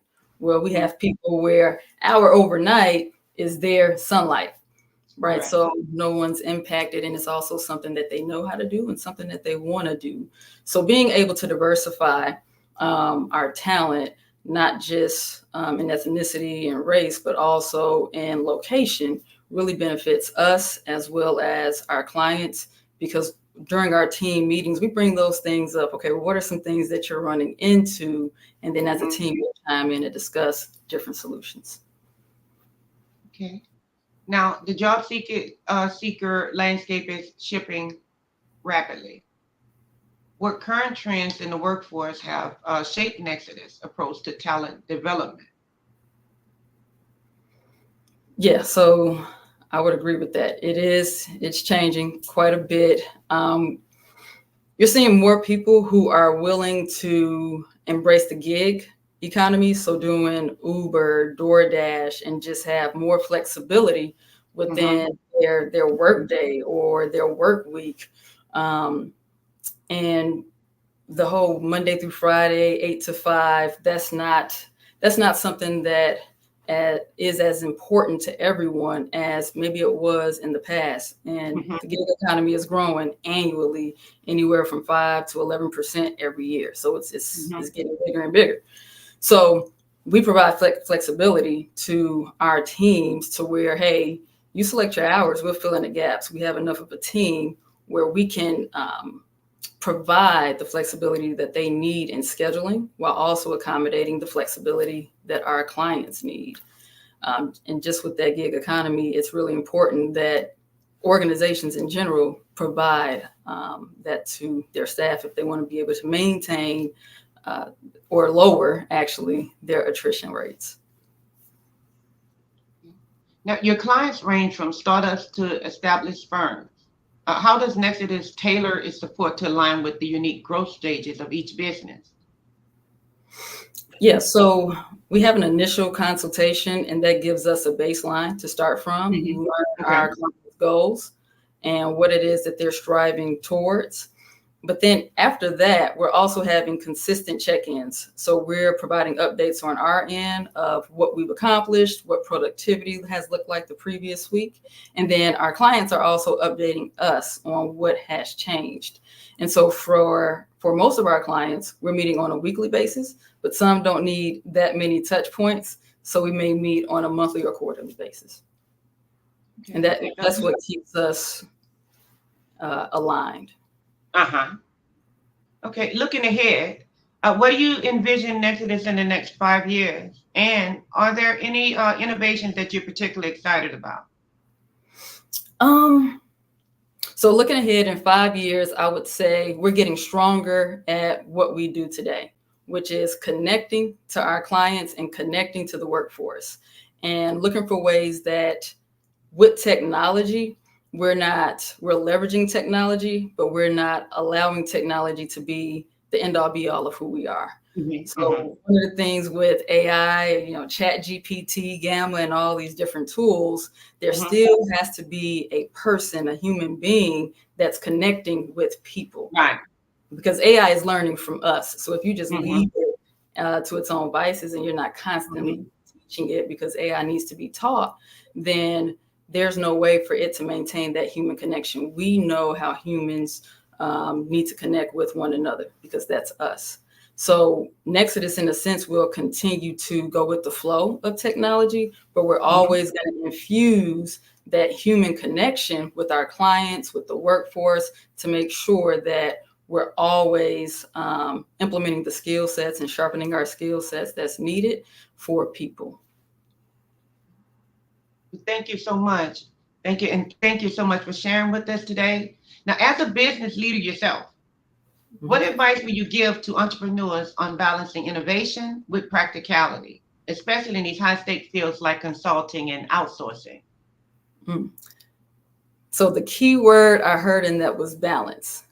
So my first thing that I would say is make sure that in yourself, you are finding balance. Because as entrepreneurs, a lot of times you get so conditioned and accustomed to wearing so many hats that even when you receive help and you have tasks and projects and a team that can help shoulder that weight, and you can offload a lot of your projects and tasks too, because of that conditioning of working so many hours and doing so much, you don't know how to turn that off. So my first piece of advice would be make sure you find balance within yourself. Know when to shut it off and then rejuvenate and just spend some time with yourself so that you're refreshed. So balance, I would say the answer is in the question with that. And the other piece I would say is delegate. Give some things to someone else. It doesn't have to always be on you. Delegate some of those things to people who are better at that task than you are. And then it's going to get easier from there. Now, I have a question for you, just in line to piggyback off this question here. Now, innovations, with all the new innovations, do you think it's making it harder for us to remain practical, or do we feel like we can do practically anything? And can we? Well, that's a good question. So even before these innovations, I believe that we can practically do anything. Will the innovations help? Yes, the innovations will help us get there faster. And the innovations also help to allow for more time for us to practice different skill sets that maybe we haven't tapped into as much. And an example that I would say is you have different AI tools that will transcribe and take meeting notes. And at one point, 3 years ago, that was the role of a lot of administrative assistants. They would go into a meeting and that's what they did. They would type out the meeting notes, send out the agenda, and send out a recap to everyone. And that's what they did all day. Well, now you can get that done using AI. So now what does the administrative assistant do? Is the job obsolete, or do they do something different? The job isn't obsolete. Now they get to do something that they're more purposed to do. So when you ask, can we be more innovative? Yes, this gives us the opportunity to be more innovative. And now what can administrative assistants do as an example that can help them reach another level that they never imagined before, because there was no, they were doing other work. Now, what is the main thing you want people to know about your company, and the main thing you want people to know about you personally? Yeah. So the main thing I want people to know about Nexodus is one, our website. So our website is nexodus.biz, B-I-Z. So I want people to know that. And then also Nexodus is here to do more than just provide systems. Nexodus is here to do more than provide virtual assistants. We're here to build a connection and become a partner of your business so that you can realize your goals. We're also here to make sure that our teams can fulfill what their individual purposes are. Okay, now I heard you talk a lot about business. Do you guys also work with nonprofits? If a nonprofit came in and say, hey, we want to have this event, how would you guys go about helping them to support their event and get their event off the ground? So yeah, we also can help with event management, if that's what you're referring to. But nonprofits in general, that's for us, that's a type of business, right? So we can absolutely help nonprofits in any capacity that they need fit. We have nonprofit clients today, whether it's helping them with performance management, building out SOPs, working on their website. So we have nonprofits that we help in all those different capacities. And we sit down just like we would any other entrepreneur or business leader. We find out through the consultation, where are you right now? Where is it that you're trying to go? And what do you see as the problem at this moment that we can help with? And thank you so much for being with us. Thank you for sharing all this wonderful information with us. We thank you for all that you do. Now, if I am a young entrepreneur just starting out and I want to launch my business, what is the advice? Would you advise me to go into the field that you're in, or would you advise me to take a different route than what you took? I would advise you as a young entrepreneur to first reflect on, are you doing the things that you're supposed to every day? What type of habits do you have right now today? So depending on age, if it's a preteen or teenager with chores, are you doing your chores every day without being asked? Because that's what entrepreneurship is. It takes a level of discipline and intrinsic motivation.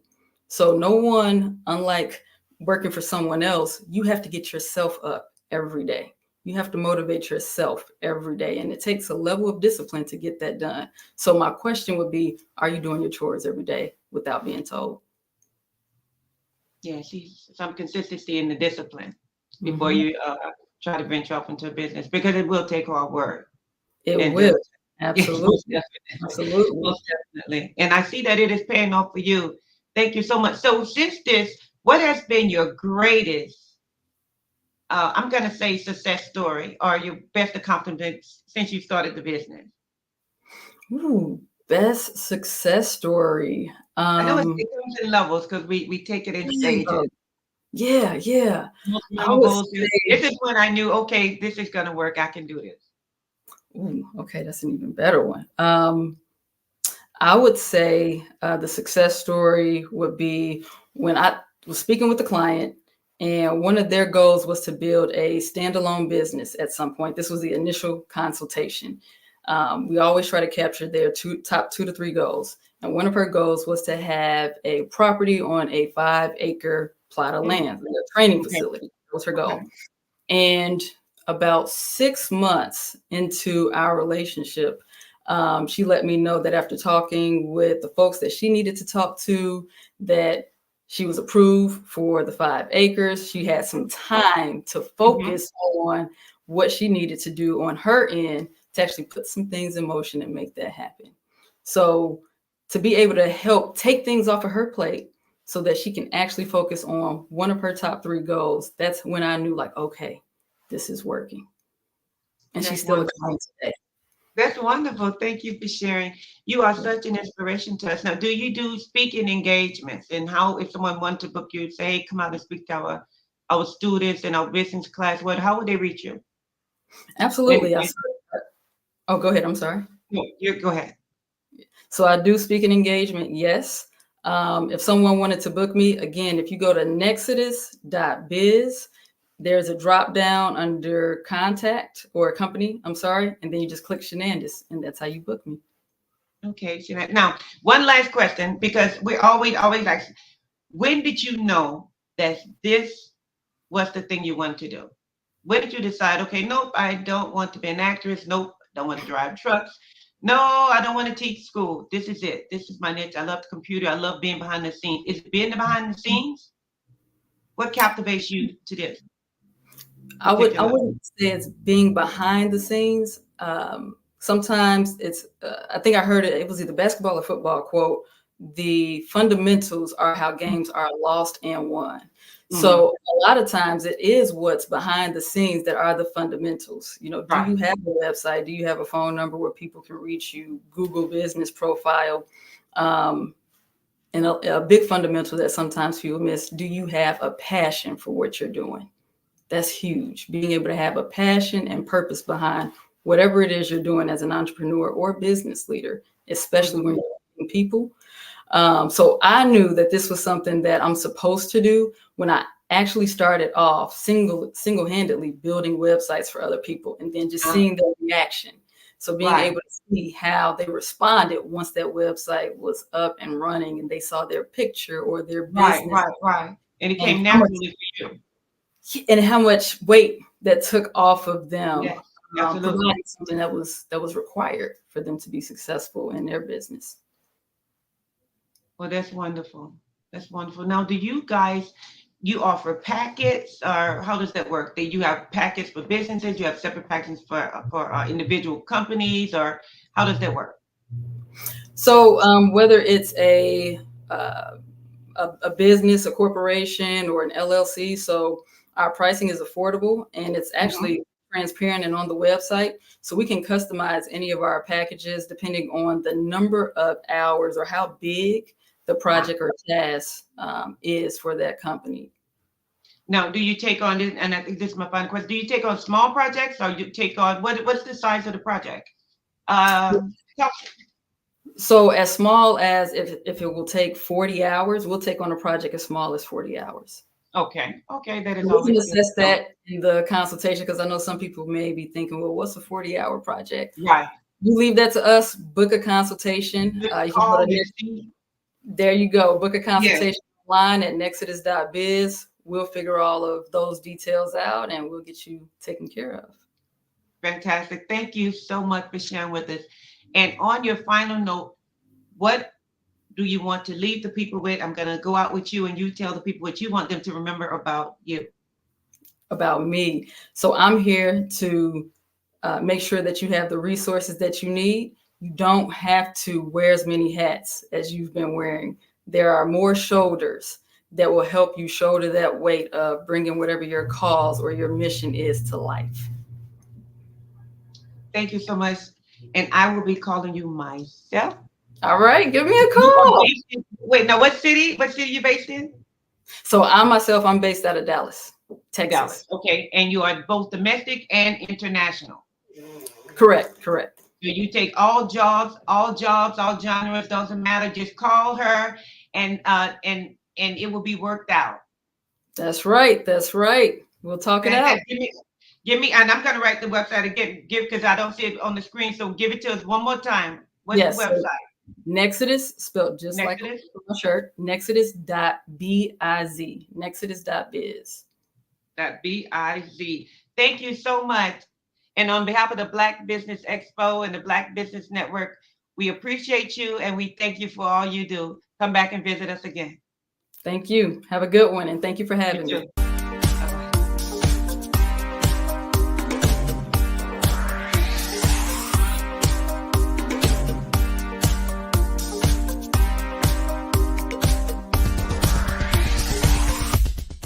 I grew up in Flint, Michigan during the 60s, and as a child, I can remember the civil rights movement.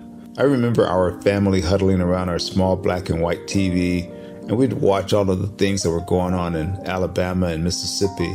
Some of my older cousins were active in the movement, and each week we would have a large Sunday dinner with the extended family, and they would come back and tell us about all of the things that they had seen and done.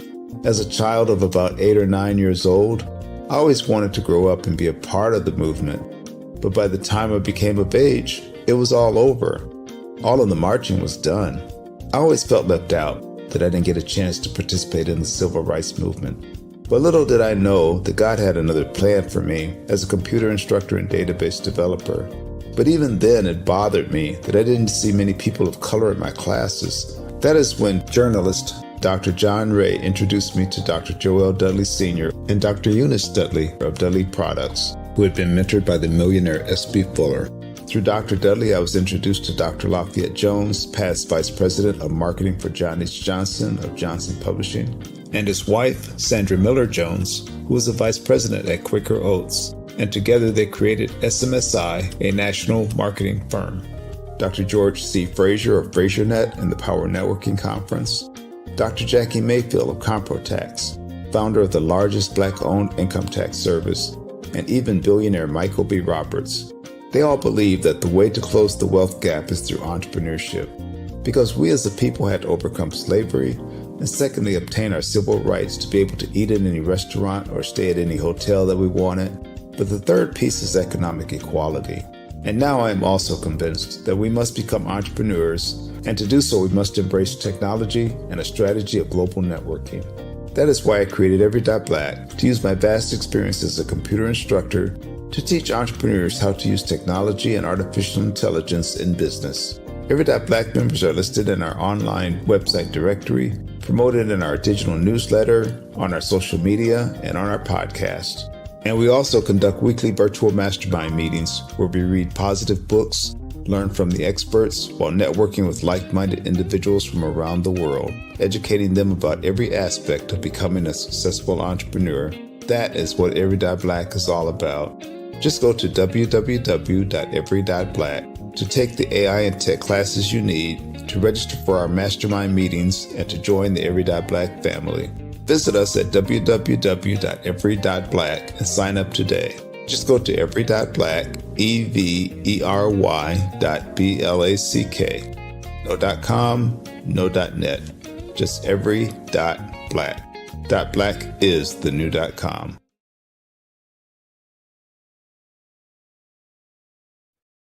Hey everyone, it's Grant McGaw, CEO of 5-Star BDM and host of the award-winning Follow the Brand podcast and TV series, where I help you to build a 5-star brand that people will follow. My genius is personal brand development through intelligent communication and helping you achieve your business and career goals. I am a requested speaker on digital technology and brand development issues. I want to work with you to increase the value of your current opportunities while attracting new ones. Every one of you is unique, and we all share challenges that can be addressed through smart branding. As a super connector, I work with you as an executive coach to guide you along the complicated business and career development road, providing the enhancement tools and information you need to succeed. Together, I will help you succeed in today's challenging business climate. I will evaluate and measure your progress. Best of all, I am right alongside you every step of the way. Build the brand called you. Genius is coming.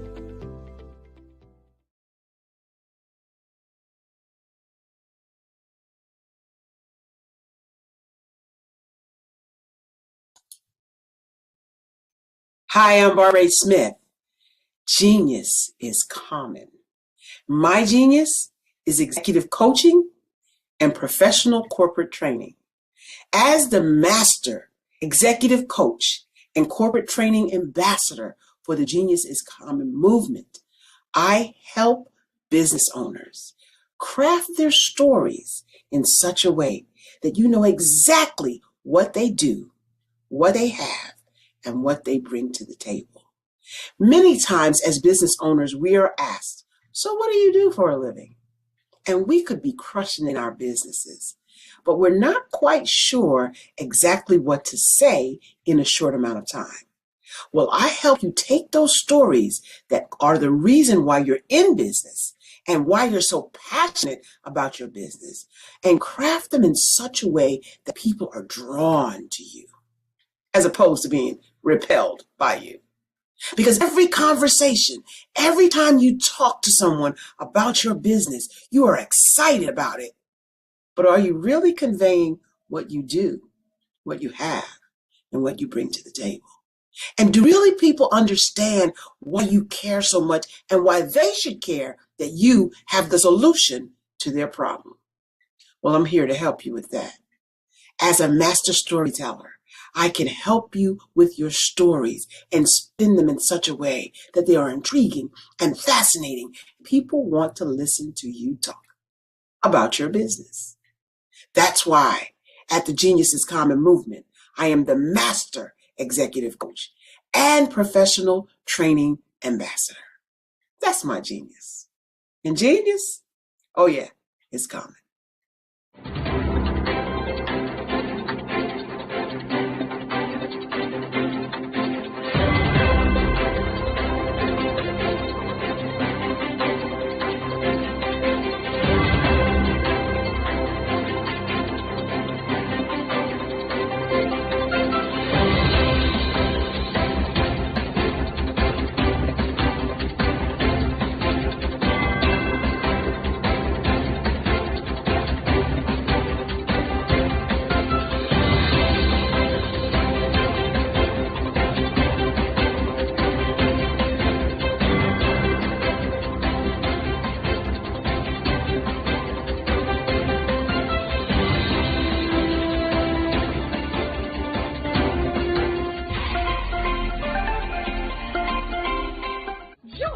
Dr. Eric Kelly III and a host of phenomenal speakers from all around the globe for this 7-day virtual event that you don't want to miss.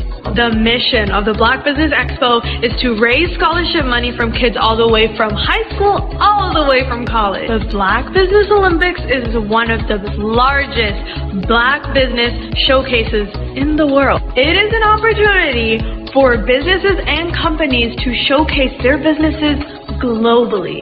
We are going to be giving away laptops up to $5,000 away to students. Again, I'm Olivia Appleberry, the founder of 2 Cents Finance and one of the speakers for the expo. I am so excited to see you there. For more info, go to www.blackbusinessexpousa.com or call 919-308-9090 and hope to see you there. I am Black Business. From the moment I wake until the time I sleep. Yes, I am Black Business. I am Black Business. Tell me, are you Black Business? I am Black Business. Do you support Black businesses? Listen, I support Black business because I am Black Business. Black Business Expo, one of the largest business showcases in the history of Black business in the world. The world! Sign up today at www.blackbusinessexpousa.com or call 919-308-9090. I am Black Business. I am Black Business. From the moment I wake until the time I sleep, I am Black Business. I am Black Business. Are you Black Business? I am Black Business. Do you support Black businesses? I support Black business because I am Black Business. Black Business Expo, one of the largest business showcases in the history of Black America in North Carolina.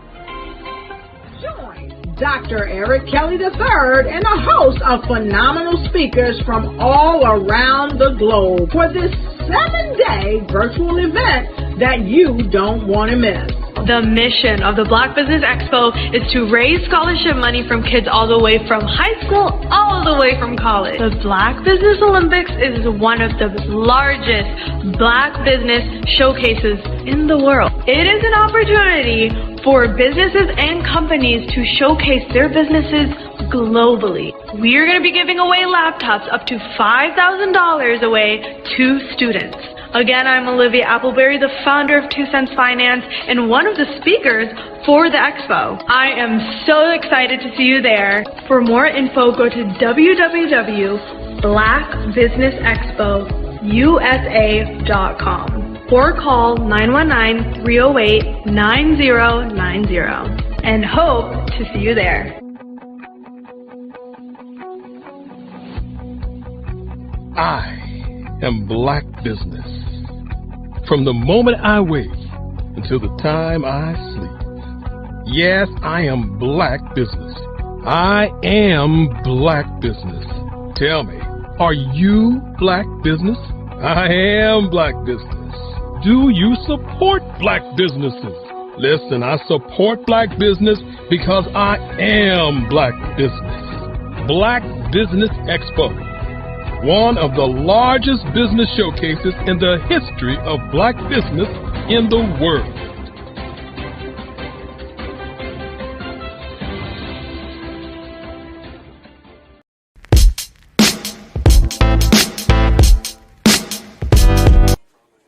So, you going to the Christmas party on Saturday? Of course. What do you think folks will say if my wife and I didn't show up? Plus, they'd miss my dance moves. Please, those moves from the 80s? Seriously lame. Lame? Well, maybe a little bit, but this chief of surgery always gets the party started, sister.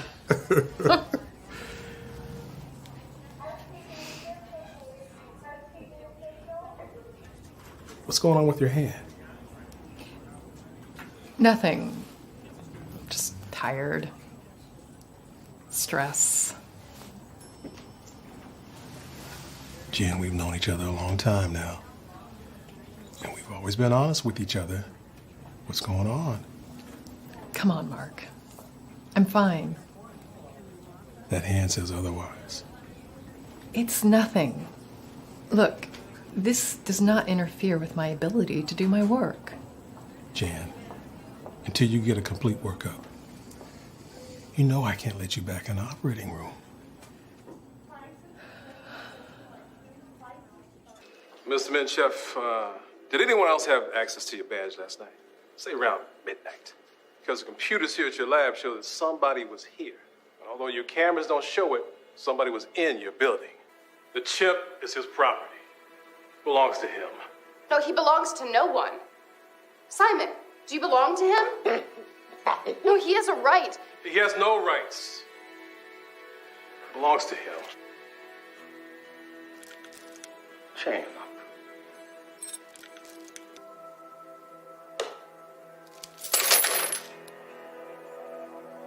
Wrong? He just wrote free man. I am not chaining him up. Hey, man, where's the bathroom, man? Huh? You know you're the only one, right? Right, and she's number 2, and that one's number 3, and number 4. All of this stuff, it's not pleasure. This is business. It's not.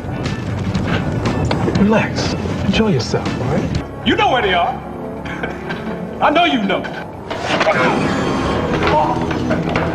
You're just lucky I'm a nice guy.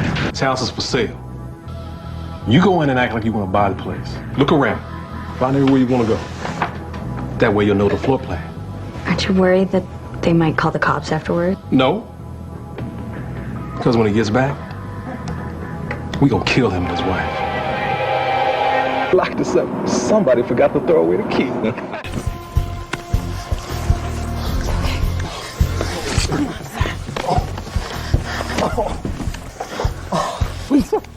Sir, she's gone, but you're gonna make it, okay?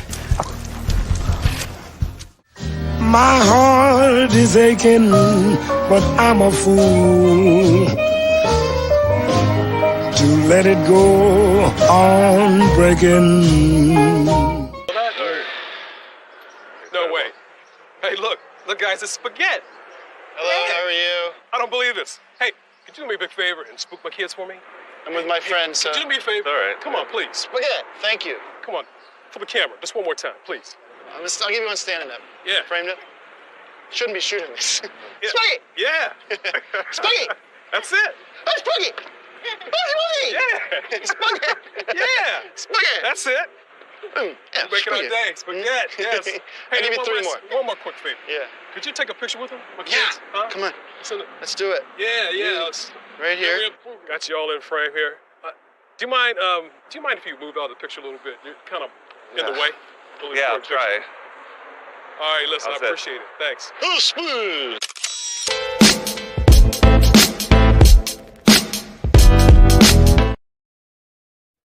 Hey everyone, it's Grant McGaw, CEO of 5-Star BDM and host of the award-winning Follow the Brand podcast and TV series, where I help you to build a 5-star brand that people will follow. My genius is personal brand development through intelligent communication and helping you achieve your business and career goals. I am a requested speaker on digital technology and brand development issues. I want to work with you to increase the value of your current opportunities while attracting new ones. Every one of you is unique, and we all share challenges that can be addressed through smart branding.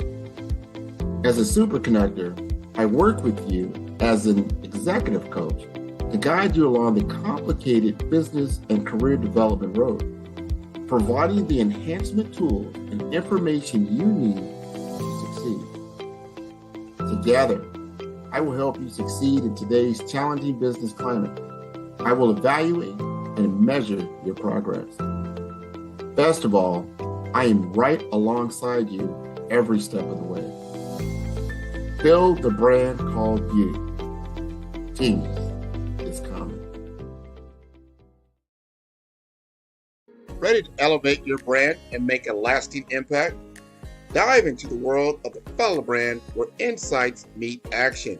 Shop now at our e-commerce store for exclusive merchandise that speaks to you. Transform, engage, and soar with 5-Star BDM. Your journey to brand brilliance begins today. Greetings. I am Grant McGaw, the CEO and guide behind 5-Star BDM, your sanctuary for business transformation. Here, enterprises are reborn through the harmonious synthesis of strategy and state-of-the-art technology, all under the illuminating embrace of artificial intelligence. My journey is fueled by an unyielding passion to unlock the boundless opportunities embedded within technology. Here at 5-Star BDM, we intertwine with the quintessential values of our clients, meticulously crafting roadmaps that resonate with precision, adaptability, and harmony. We relish addressing challenges, transforming them into stepping stones and guiding organizations to ascend to new peaks by leveraging avant-garde solutions. Our Follow the Brand podcast series is a convergence of pioneering thoughts and groundbreaking ideas, where industry luminaries and revered guests unravel the multifaceted tapestry of technology and innovation.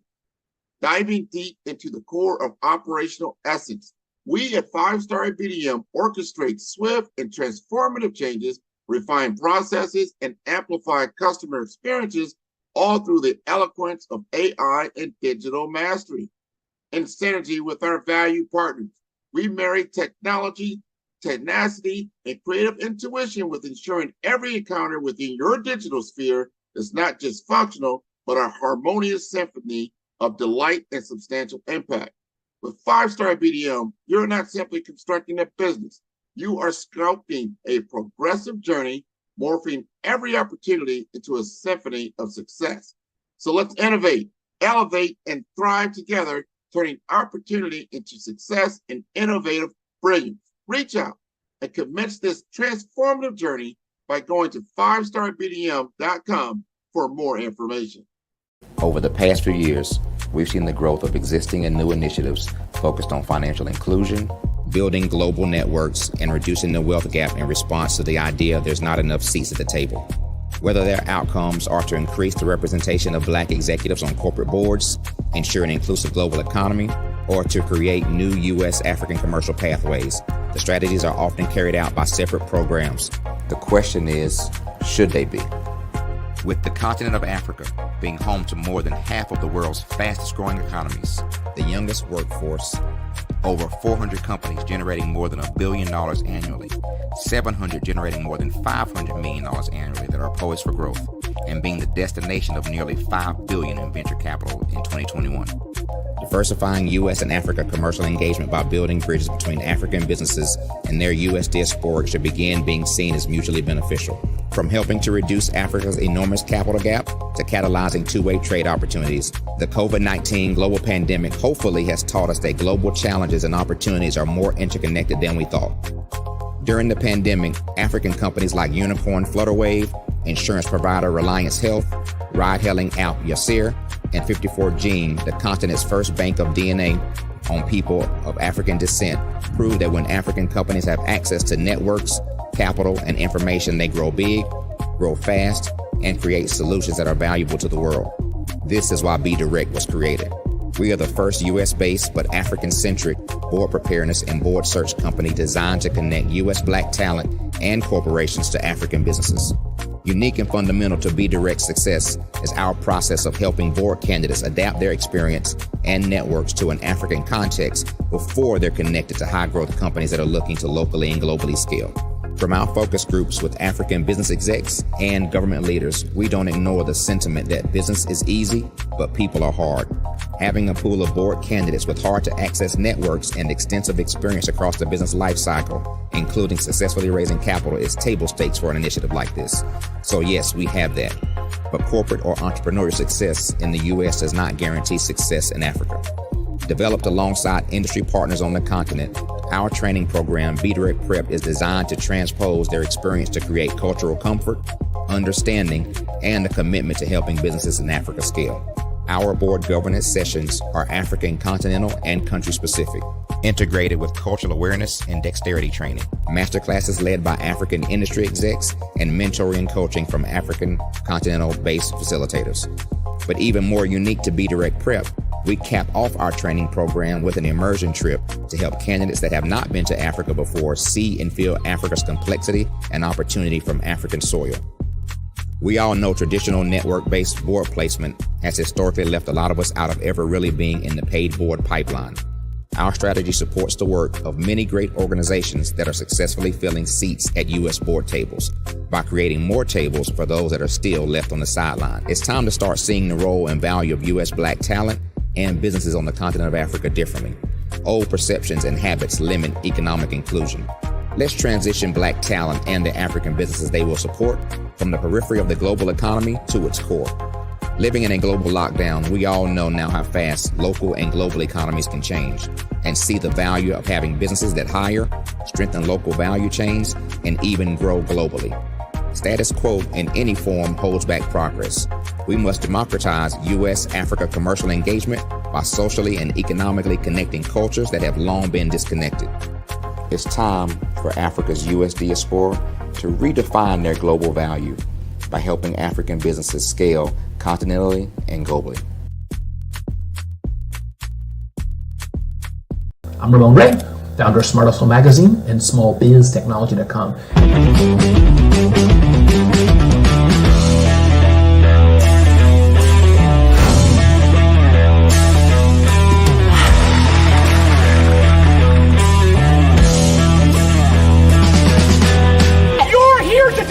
To celebrate small business success, stand up on your feet. You rocked the house. Hey, thank you. It was amazing. Didn't we learn? For me, success comes from failure. One thing not to do is shake somebody's hand like this.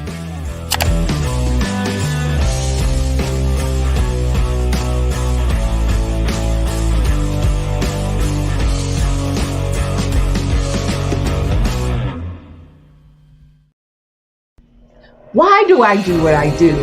You know, my life coach asked me that a few years ago. And she said, Tony, what's your why? And I told her, and she said, girl, you've already accomplished that. Perhaps you need a new why. Hi, Tony Harris, Amy Hoydu with Say It Said Marketing, one of your students. And just wanted to say thank you, Tony Harris, for spending so much time with me and giving me that boost in my business that I so drastically needed.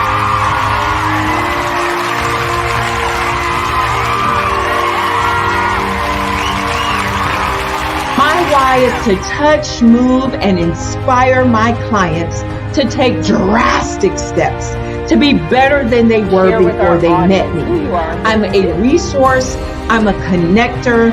I want to help people build deeper relationships that are beneficial to their life and business. That's what I do best. So, first thing you got to do is show up. And speaking is a way to magnetically attract your ideal client to you. How many of you use social media that way? Absolutely, and this is how you look to the world. Drastic steps are the steps that are needed to be successful. And my business is drastic denotes a mindset. Getting out of your comfort zone. Doing something that you don't necessarily feel comfortable doing, want to do, but you know it's a necessary step to be successful in your business. I get the most satisfaction when I see my connections flourishing into relationships long after I am gone. Hi, my name is Jasmine Augustine with Media Jasmine, and I've joined several networking and referral groups in the area, and Network in Action Northeast. The African company and the African CEO is making a conscious decision to bring on someone external to the continent versus bringing on someone who is from Ghana or Kenya or South Africa. And so the skill sets of the people that we take through our executive leadership training program and ultimately on the placement, obviously have to be extremely high caliber. So what we look for are corporate executives at the vice president to C-suite level, as well as Black entrepreneurs. When we look at the Black corporate executives, we're looking for some very specific skill sets, whether that be around supply chain, sales and marketing, engineering, product development. We want our folks to be able to add immediate value to the corporate board, right? And the other thing is, even if they don't necessarily have specific industry experience, they're bringing a diversity of thought.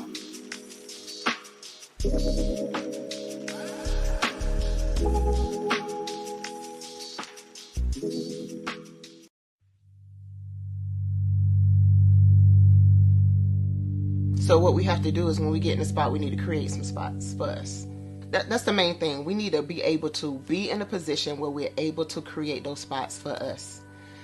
For me, being an entrepreneur, I'm not just going to get a business and then leave you sitting high and dry. If you ask me some questions about entrepreneurship, I'm going to give you as much as I've received. I've seen people who made it, and then when you ask them, it's like, okay, now you have to pay me for the information, the same information I got for free. We probably in totally different cities. There's no way that we're going to bump heads or anything. We're not competing. Bring me up with you. And so I just think that whatever education that I have, then I need to be able to give that to my own as well. So create the spots. You can create the spots when you get there.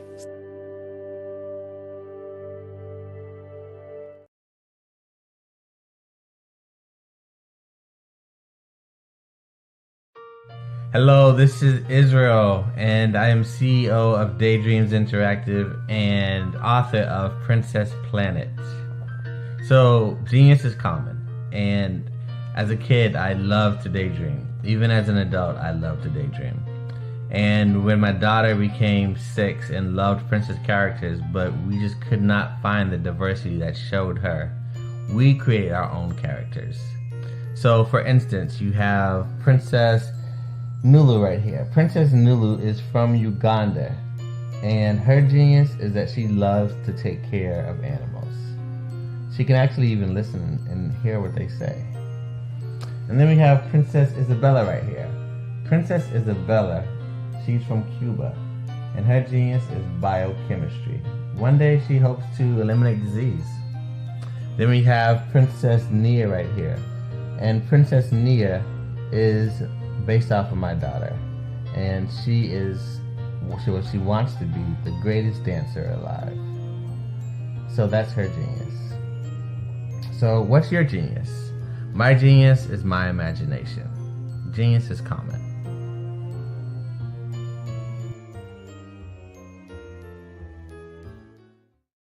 Hey, it's your girl Colette V. Smith. The V is for victory. My mama would tell you the V is for Veronica, but it's Colette V. Smith, the NFL's first African-American woman to coach in the history of the National Football League, by way of being the first female in 2017 to coach in New York Jets franchise history. Today, I'm the founder of Believe in You Incorporated. The Black Business Expo's mission is to raise funds for high school seniors going to college or K through 12 entrepreneurs. This expo is a fundraiser for students.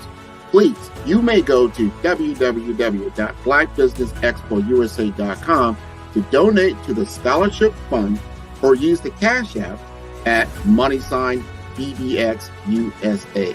Our goal is to give laptops and up to $5,000 to 10 students. Students can register online at www.blackbusinessexpousa.com. Every dollar counts. Please donate to the Black Business Expo USA Scholarship Fund.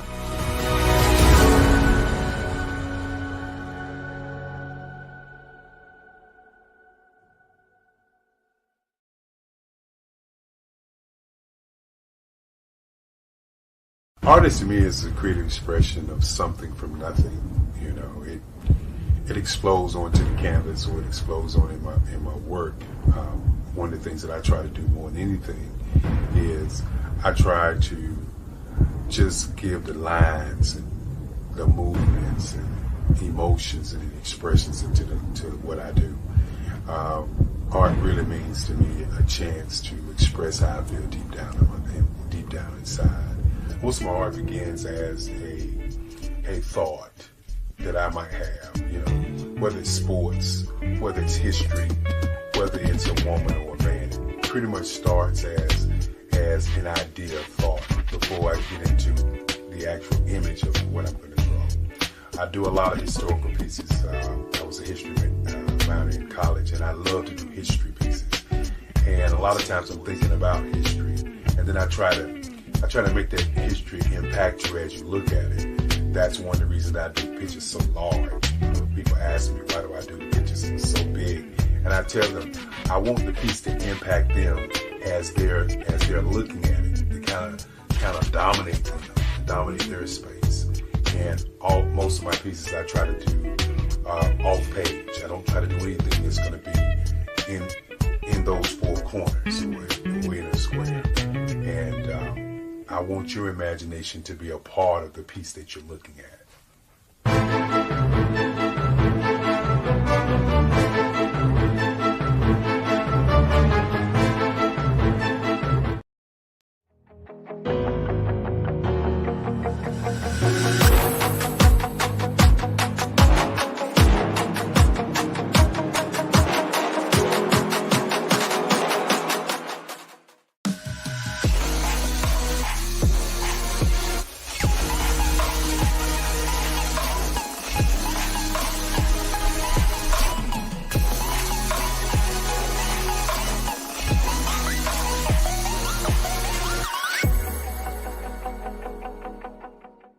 The Black Business Expo's mission is to raise funds for high school seniors going to college or K through 12 entrepreneurs.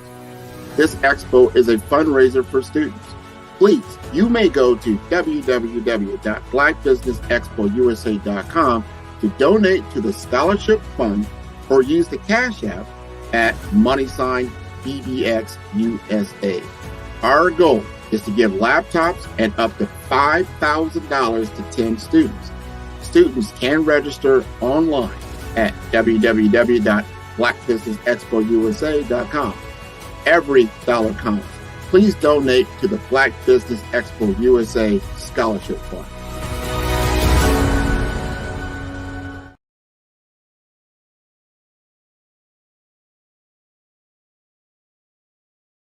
The Black Business Expo's mission is to raise funds for high school seniors. How many times have you been asked to help someone you didn't even know, a student, a business entrepreneur? Or did you ever even ask, where did they end up? That business, that friend, that entrepreneur. Well, just maybe they ended up in a gang, bankrupt, homeless, or worse, dead. Maybe they turned to crime, drugs, and alcohol. Did you ever wonder? Did you destroy their dream, or was your life always so easy? At the Black Business Olympics, we started a movement to help students complete. Give them hope and foster success. Help them to leave their dreams of providing laptops, computers, and up to $5,000 in scholarship funds. Today, we ask you to help a student, a business owner, or an entrepreneur to am Black business. From the moment I wake until the time I sleep. Yes, I am Black business. I am Black business. Tell me, are you Black business? I am Black business. Do you support Black businesses? Listen, I support Black business because I am Black business. Black Business Expo, one of the largest business showcases in the history of Black business in the world. The world! Sign up today at www.blackbusinessexpousa.com or call 919-308-9090. I am Black business.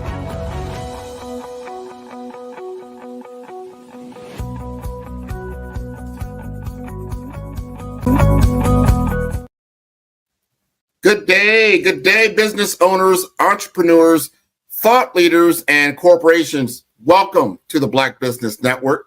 My name is Grant McGaw, and I am the CEO of 5-Star BDM. And I am your business moderator for this session on the Black Business Network. The Black Business Network is a 24-hour business network showcasing Black businesses, business owners, entrepreneurs, and thought leaders worldwide. And we have speakers from North Carolina, London, Singapore, Africa, Japan, and cities all over the United States. The Black Business Network is a global community sharing its business knowledge to empower, inspire, and educate businesses about business. And today, we're going to have Dr. Eric Kelly III, who is a global thought leader, esteemed humanitarian, and the celebrated godfather of Black Business Expos. With a distinguished career spanning over 4 decades, he has transformed the landscape of Black entrepreneurship, serving as a beacon of innovation and advocacy. As the founder of the Black Business Olympics, Dr. Kelly has created one of the largest virtual platforms for showcasing minority businesses, fostering economic empowerment, and bridging communities across continents. His unwavering commitment to social justice and economic equality continues to inspire and connect global audiences. So I would like to welcome Dr. Kelly to the Black Business Network. Welcome me of all people to the Black Business Network. Hey, man, I am so excited about this morning as we look at the future. And it's Black business and the culture today. You know, we've had a pretty good week so far. And now it's time for us to really dig into what's really going on. I think many times people miss the fact that your mind is the most important part of who you are. You know, right now, if you notice in this country that the average age right now, the average age is 27. You know, the average age in England is 29. In Australia, it's 26. In South America, it's 27. And then, of course, in Africa, it's 14. So as we continue to say, if you're doing business and you're thinking in that box of doing business with people who are 40 and 50 years old, 10 years from now, you will be out of business. But no more of that. Thank you, Grant, for bringing me on. And of course, this is a fireside chat. And so I'm going to let you be the leader. As I always say, you know, lead from the front, not from behind. Exactly. And you have been a leader in this field for a very, very long time, being in the Raleigh-Durham area and then expanding across the globe. First of all, I want to say prayers for everybody that got affected by this storm that just went through. I think that was pretty phenomenal. I think there's some people in your area got affected, so we want to make sure that they are safe. I want to talk to you about something that's come to my attention around a new book that you have written called Who, What, When, Why, and How Transform Your Life Through Change. Talk to us about the inspiration around this book to get us started off this morning. Well, the name of the book is Who, What, When, Where, Why, and How. And the inspiration behind the book is that many times we are not thinking. What we're doing is we're moving. We come up with an idea, we come up with a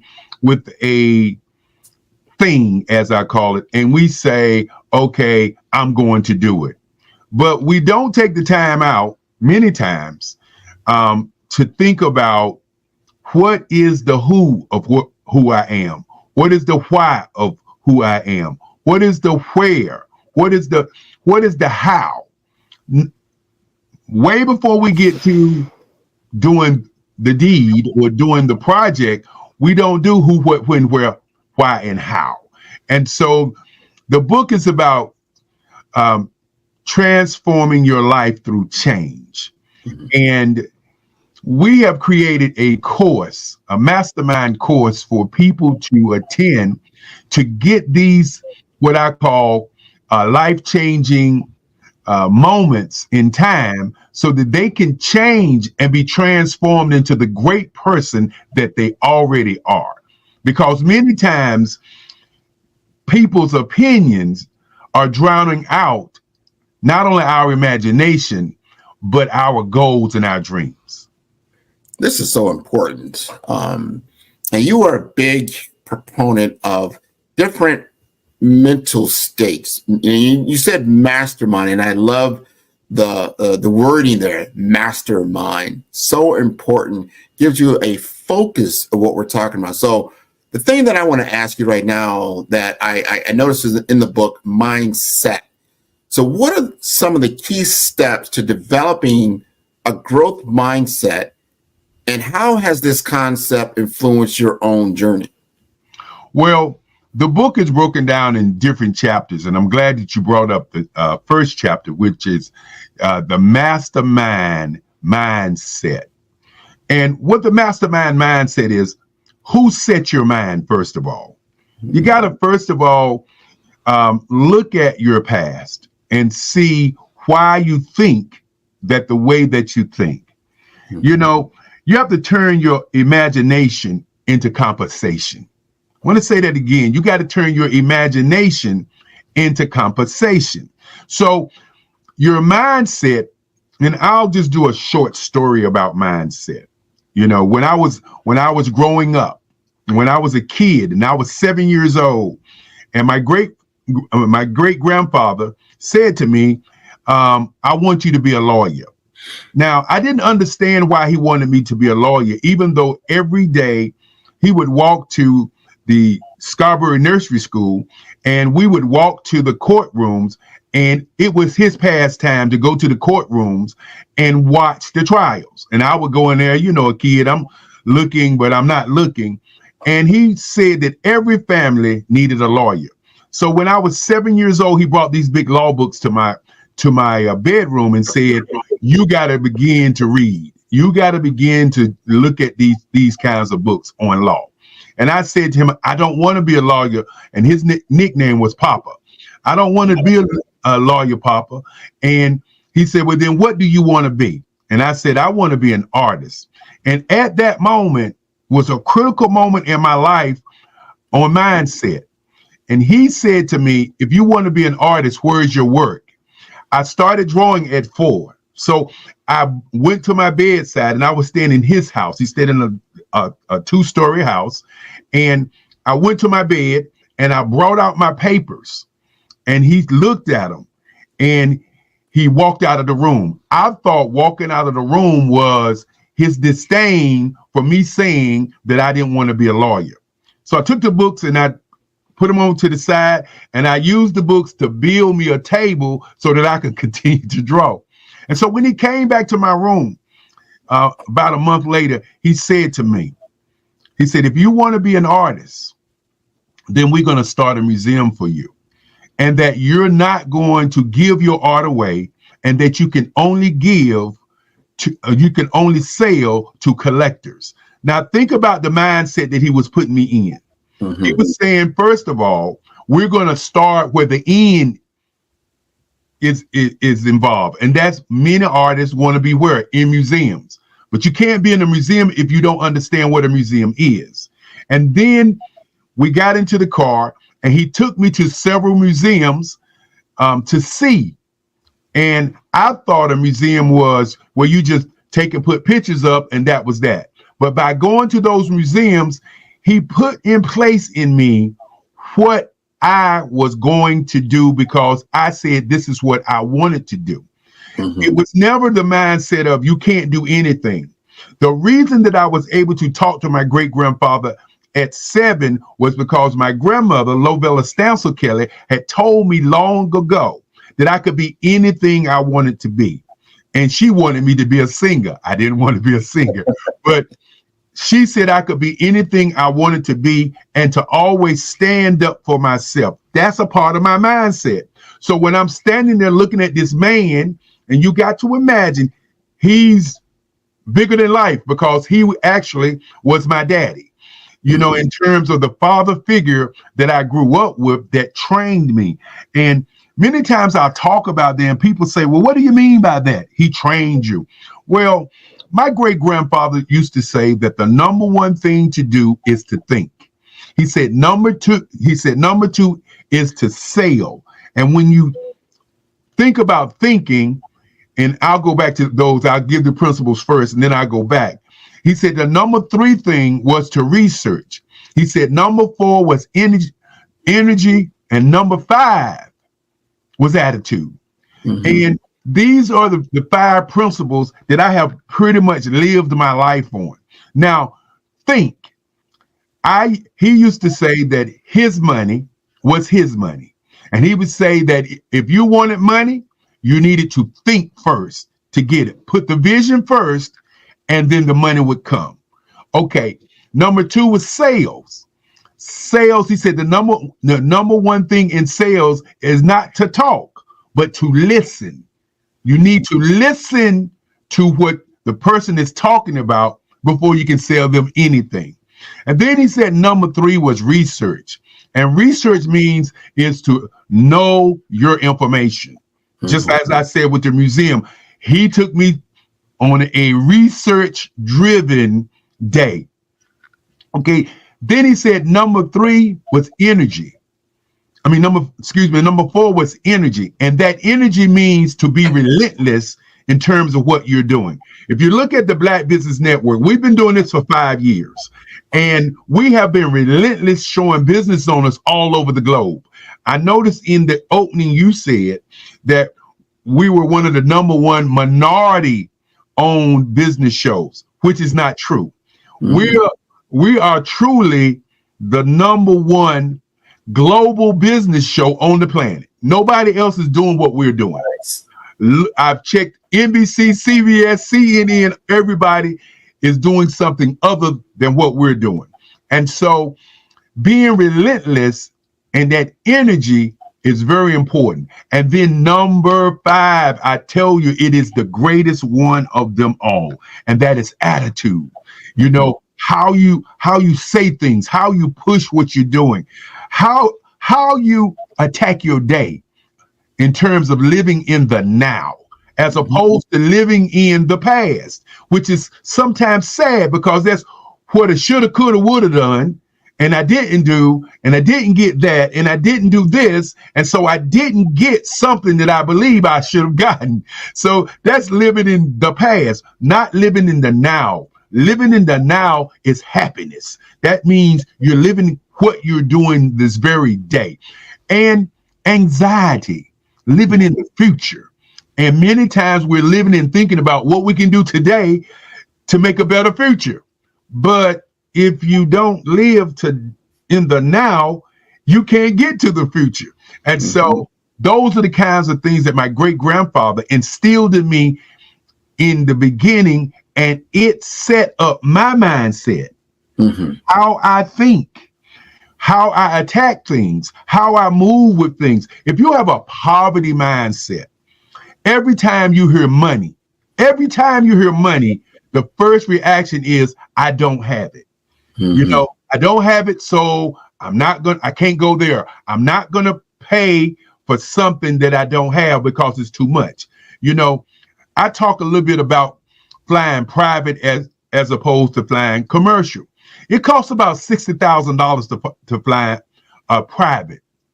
But if I could show you how to get paid to fly private, would you fly private? Yeah. And the answer is yes. As I said, you have to turn your imagination into compensation.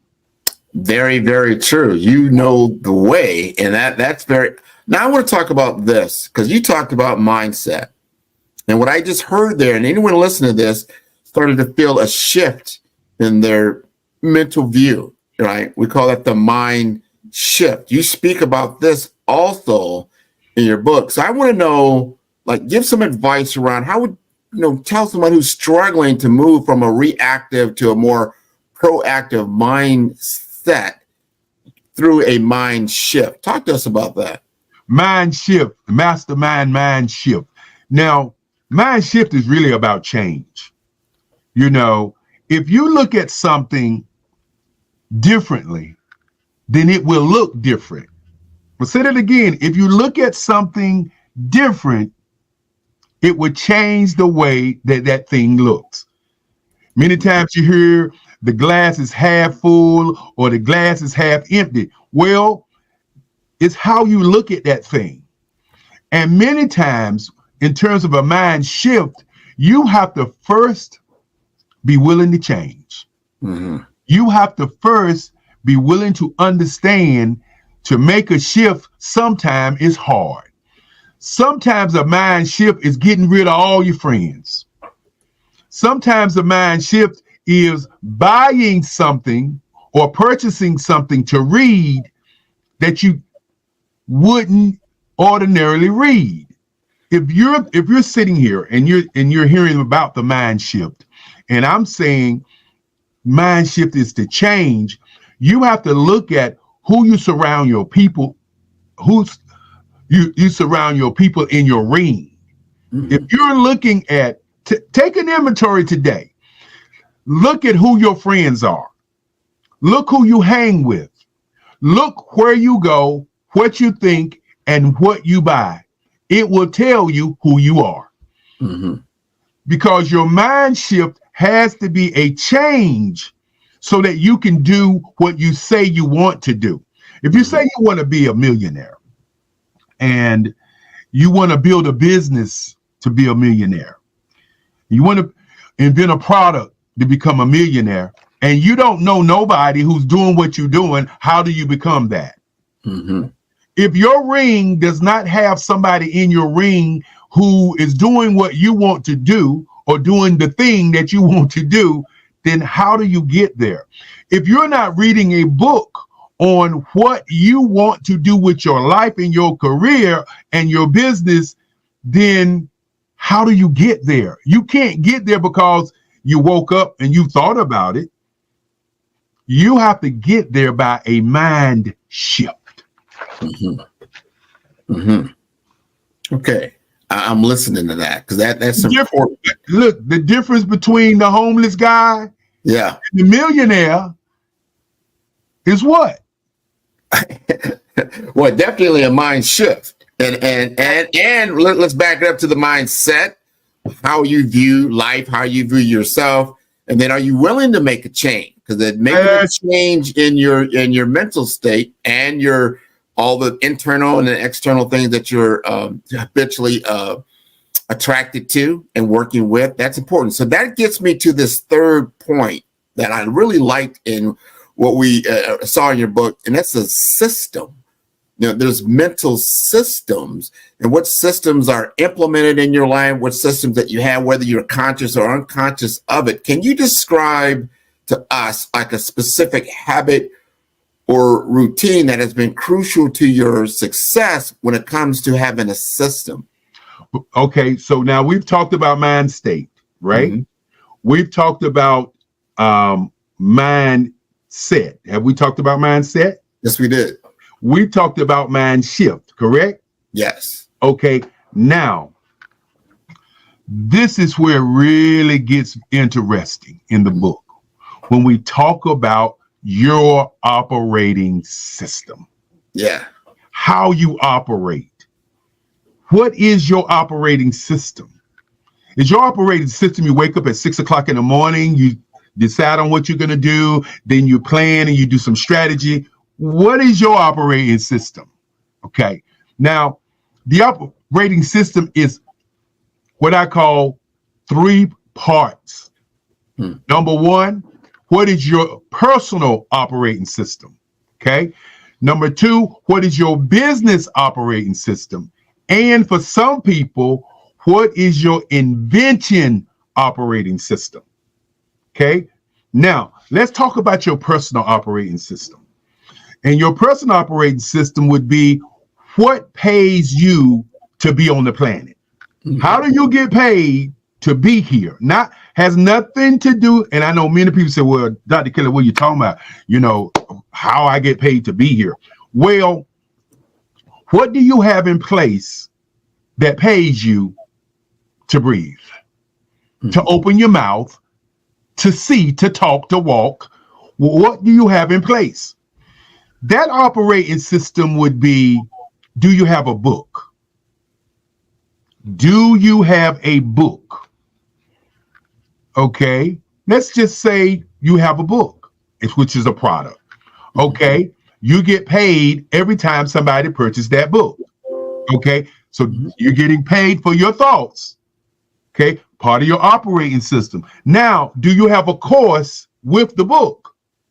Okay, so let's say that with that book, you have 12 courses to explain the information that's in your head that's in that book. Okay, so now you have a course, you have a book. Now, do you have a product that you're selling? Think about that for a moment in that book. What opportunity are you selling in that book? This is way before you get to your business. Okay. Now, do you have a mastermind that you sell with that course so that you can actually talk to the people who have gone through your course, who have bought your book?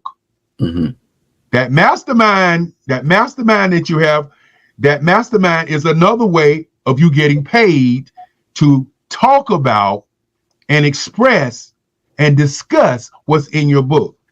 Now, in your mastermind, you have different levels. You have a level where people who want to ask questions pay a fee. You have a fee that's being paid for people who want to come to the mastermind and listen. Mm-hmm. Okay. And then you have people who want to pay for an additional mastermind with you. Mm-hmm. Now, did you hear what happened? Yeah. Oh, yeah. Different levels.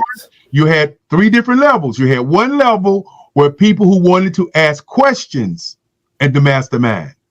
You had one level who people that wanted to come to the mastermind. These are people who want to come. They don't get a chance to ask questions, because if you want to ask questions, what do? You buy the course. Mm-hmm. If you want to ask questions, what do? You get the book. Okay. Now you have people who want to do one-on-ones with you. Mm-hmm. And that can be broken down to an 8-hour session all day, or as I call my flight party. The flight party is those who want to fly and have some time with you. Okay. And I know many people say, well, Dr. Kelly, I can't do all of these things. What did I say earlier? Turn your imagination into your compensation. Right. So that's what you can utilize to get paid. Now, if you have a certificate part of this mastermind, this operating system, where people get certified in your what I call your trend of thought or your book, people pay for certification. Now, the reason that I got to certification is because now I want to go into the operating system, the second operating system. Now, you can have a personal operating system, or you can have a managed people operating system. So, Grant, while we're doing this, we're going to work through this, and I want you to look at it as we're moving through it. Okay. If you have your calculator with you, pull your calculator out. I'm pretty sure it's on your phone. I have a calculator. Let me just pull it right up. All right. Pull your calculator. And for those out there, get your calculators out, because we're getting ready to get in tune to the money-making operating system, the business operating system, the part that nobody talks about. Okay. Now, the first thing I want you to imagine is your telephone. On your telephone, you have apps. But what does all the apps work off of? An operating system.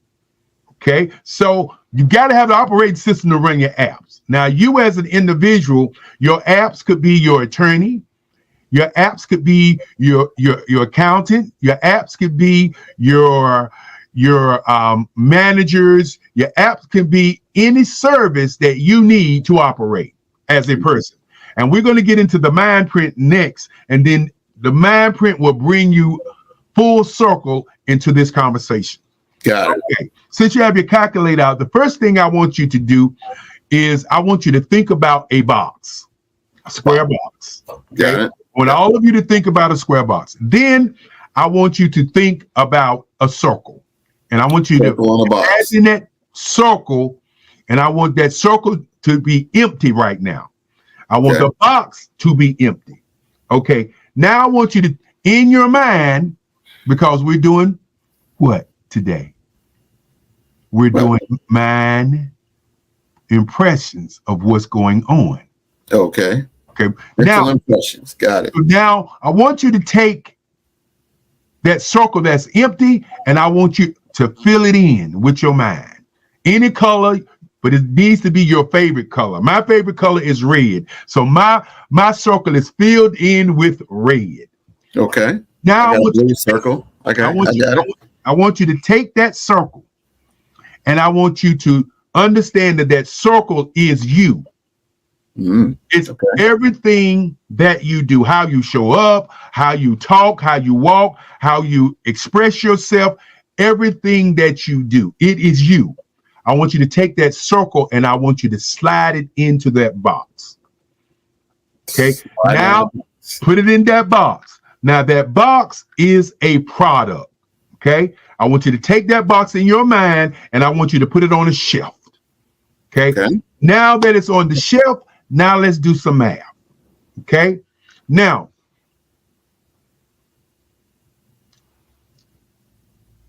I want you to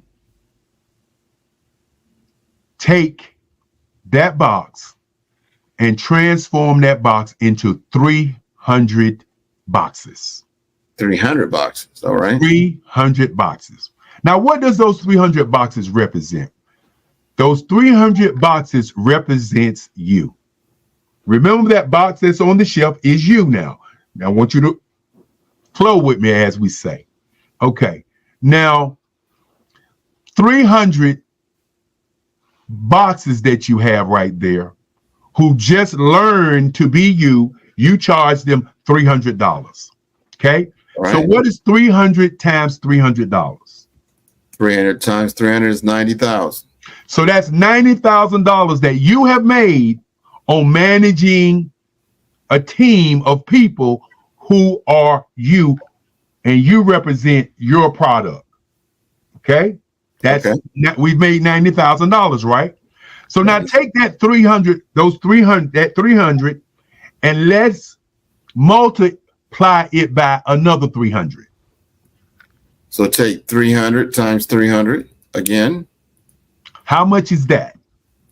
But that comes back up to 90,000. No, it doesn't come up to 90,000. If you multiply 300, which is the 90,000, times 300 more at you want, all right. So you're stringing them along. All right. So that's a lot. That's 27 million. So 27 million times 12, which means that those 300, 900, 600 people are doing a class on your product, who is you, over a 12-month period. How much money is that? Well, doing that type of math, you get 324 million. So ask yourself, which path do you really want to be on? Do you want to be on a solopreneur? Do you want to be a hustlepreneur? Do you want to be an appreneur? Or do you want to be an entrepreneur? Which one do you want to be? Oh, entrepreneur for sure. So that's the path of a true operating system. It is actually operating. When you look at your cell phone, why is the cell phone a tremendous business? Because of one word, and that's called duplication. So that is the operating system. I'm looking at our time, so we're going to have to speak. You got to come to the class to really get the information. You got to read the book to get the information. Yeah, that's the result. That's the outcome that people are looking for. Who would not want $300 million that's duplicating every year? And remember, you're duplicating you, and it's a hard concept. Now ask yourself the last question. Multiply that by 10 and tell me what you get. Oh, then now you're a billionaire. So what are we doing? What are we doing? Well, I love the concept, what you're doing with the operating system, and understanding that you've got to duplicate yourself and duplicate the different functions of your business, and that you're teaching others, and all of that now becomes an opportunity for you to expand and grow. And that is a wonderful path forward for running a business. There is no doubt about it. Before I let you go, we've got 1 minute, about a minute and a half. No, nobody's going to tap me on my shoulder. Okay. And tell me that I got to go. We're going to get through Well, there's one thing that you did not get through that we want to get through that, and that is the mind print. It's so important to understand the mind print, because that's creating that lasting and positive impact and understanding your own mental print. So talk to us about what is your definition of the mind print? Well, the mastermind mind print is very important.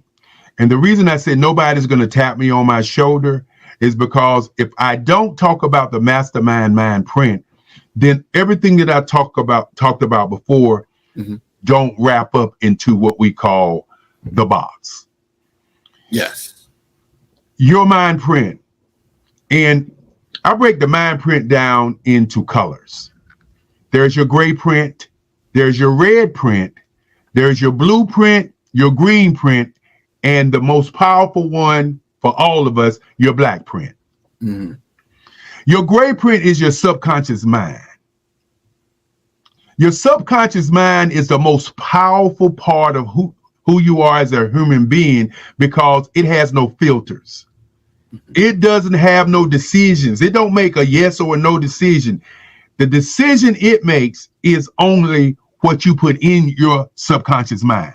If you say that you want to be a millionaire, billionaire, whatever, your subconscious mind will seek out these opportunities. The challenge that you have with your subconscious mind is something called distractions. You know, you can be distracted by television, distracted by girlfriend, boyfriend. You can be distracted by an activity, but your subconscious mind is not ever distracted. Whatever's in your subconscious mind is what you're going to get. In other words, what you think about all day long is who you really are.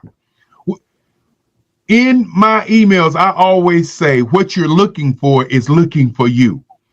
I am talking about what your subconscious mind is looking for you as you're looking.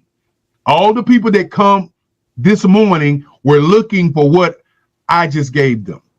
And so your subconscious mind can be mean and hateful because that's what you think about, or your subconscious mind can be wealthy.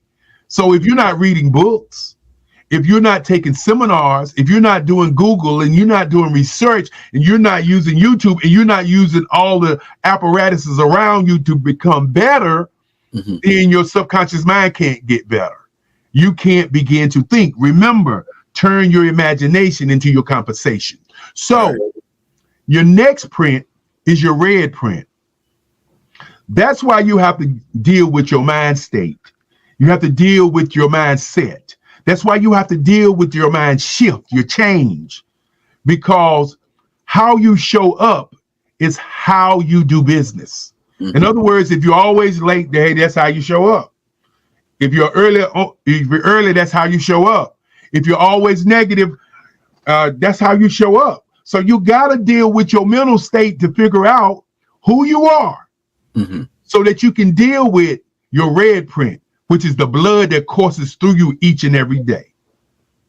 Now, your blueprint, business owner or person, who is the person that you want to be like? And you would say, well, I want to be an original. Well, I hate to tell you, no one's an original. Okay. Your blueprint to be a millionaire, you have to study a millionaire to become that. Your blueprint to have a great business, you have to study the great business in your marketplace to see all of the things that they have done to keep you from making the same mistakes. Right. If a billionaire say you need to read, then guess what you need to do? You need to read. If you're running a business and you're running a media company and you say you want a great media company and you don't study one of the top media companies and get their annual report and get their information and research them, then you're just going to be bouncing around trying to become this great company you say you want to become. So your blueprint is very important. But your green print, and your green print is to look at your blueprint and see what you like about the blueprint that you enjoy doing as a person that will earn you the money. Your black print.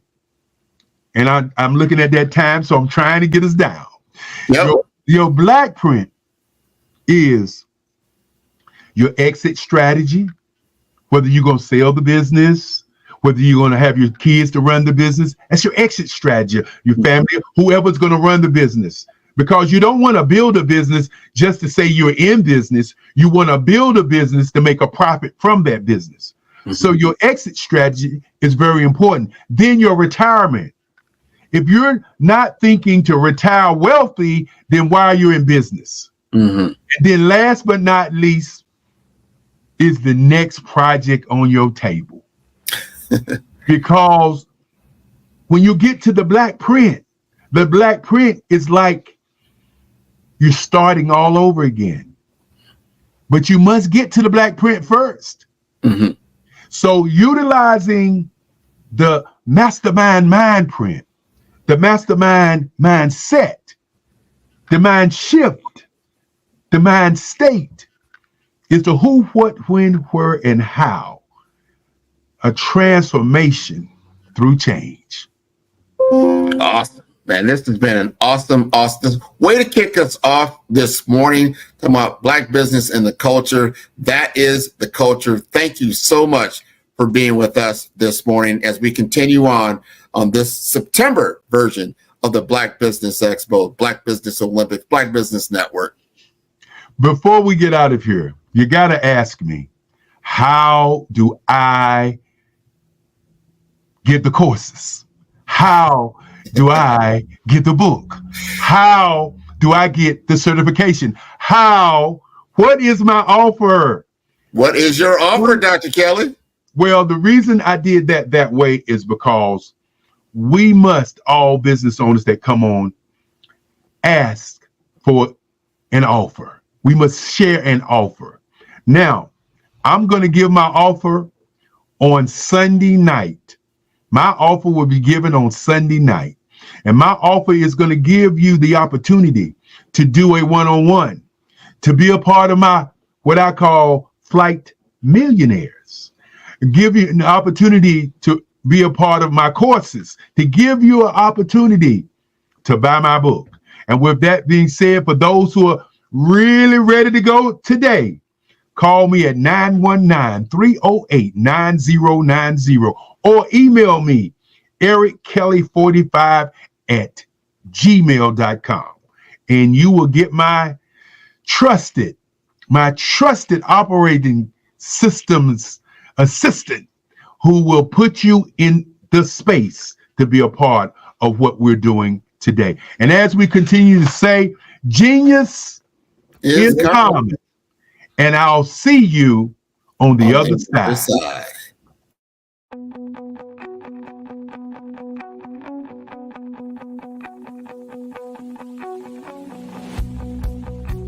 I am Black Business. From the moment I wake until the time I sleep.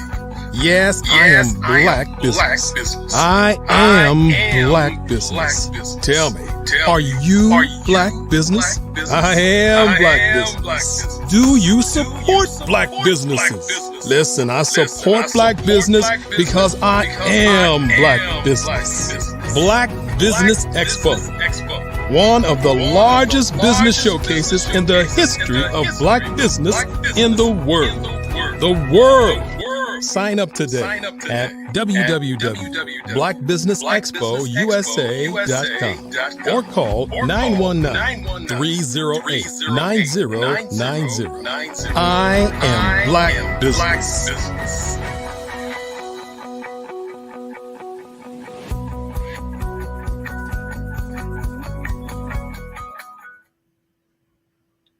Good afternoon, business owners, entrepreneurs, thought leaders, and corporations. Welcome to the Black Business Network. I am Andrea Adams, and I am your business moderator for this session on the Black Business Network. The Black Business Network is a 24-hour business network showcasing Black businesses, business owners, entrepreneurs, and thought leaders worldwide. We have speakers from North Carolina, London, Singapore, Africa, Japan, and cities all over the United States. The Black Business Network is a global community sharing its business knowledge to empower, inspire, and educate businesses about business. Our next speaker is Lori Mitchell, and she is a trailblazer in technology, a leader and the founder and CEO of Black Women in Technology, BWIT, an organization focused on advancing the presence and the success of Black American women and women from all backgrounds in the tech industry. With a mission to bridge gaps in diversity and inclusion, Lori has established herself as a powerful advocate for women in tech, specializing in artificial intelligence and emerging technologies. In addition to her work with BWIT, Lori serves as a senior business analyst at Select Medical, where she leverages her expertise to enhance clinical application and hospital systems. Her career also includes transformative achievements at CHE Senior Psychological Services. It is my honor to welcome to you to this segment none other than Laurie Mitchell.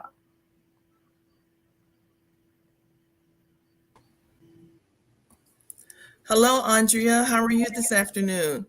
I am doing amazing, Laurie. Thank you so much for saying yes and for being here with us on the Black Business Network. No problem. Thank you for having me. Okay, so let's dive into some business. Wow, what an amazing bio. I am already looking forward to just the wealth of information that you're going to be sharing with us. But just let's get to the top of it first. Can you just tell us what inspired you to start the Black Women in Technology and what vision do you have for that organization? Well, I was inspired by being a Black woman in technology, and wondering where the rest of my sisters were where I was working. I felt like there was no reason for them not to be in the same position as I was, and I figured the reason why that they either didn't know about those positions or they never dreamed of doing those positions. And I wanted to bring the possibility to those women. So that's why I started Black Women in Technology. Wow, amazing. So I always like to go back a little bit to the source or the beginning. And can you tell me, as a young lady, did you imagine yourself doing this line of business? What was your goal then at that time in terms of your career? Well, growing up, I wanted to do something else. I wanted to be a doctor. But I found out that that wasn't going to work because of personal reasons, having children, having a husband, and that just didn't fit into my career plans. So I became a respiratory therapist. And in the midst of becoming a therapist and working in the department, I had the opportunity to help manage our information system that we use. And I was so enthralled by technology and how it was used to help us manage our department. I just wanted to get more involved. So I took myself back to school and got my information systems degree. Wow, amazing. So your background in healthcare actually somehow or the other influenced your approach to technology. Can you go in a little bit more on that for us? Sure. Hospitals are some of the most connected organizations on this planet. And having worked in one and seeing how well things were put together for a patient's care just made me inquisitive all the more to learn about how it actually functioned. So I got a chance to work in the background to understand the technology, and it is so interesting and worth pursuing and working in a healthcare environment. One of the things that helped me, especially, was having clinical knowledge. To having that clinical knowledge in the front end helped me understand what was going on in the back end with when it came to patient workflows, how patients are treated, how records are created, and that's what really spiked my interest in it. And so that's what I did. I used my clinical background to foster an opportunity in technology for myself. Thank you so much for sharing that. Now, in any business, there always comes points of challenges, just like life itself. Can you tell us what challenges you face when finding BWIT and how were you able to overcome them? Well, one of the challenges that you always have is, um, making sure that you stay on mission, stay with your vision and your mission, and not getting changed up because you see what someone else is doing. Not that you're not supposed to do that. You have your own mission. So understanding when to try to pivot and understanding and to make sure that you're staying abreast of what your intentions were for the organization can get a little hairy sometimes. But what helps is having a team that can understand your mission and vision and help you put it forth. Yes, definitely. Teamwork. Teams are very important. I definitely second that. Okay, so can you tell us a little bit about some of the initiatives that BWIT has launched in terms of being able to support Black women in the tech industry? Absolutely. We have a program called 1000 Women Rising in Technology, where we are trying to create opportunities for them to get certified in different various parts of technology so that they can continue to go forward and become employed in tech. When I became employed in tech, I only had to have one job. I didn't have to work five. I had five jobs at one time trying to work to take care of my family. I didn't have to do that anymore when I landed a position in tech.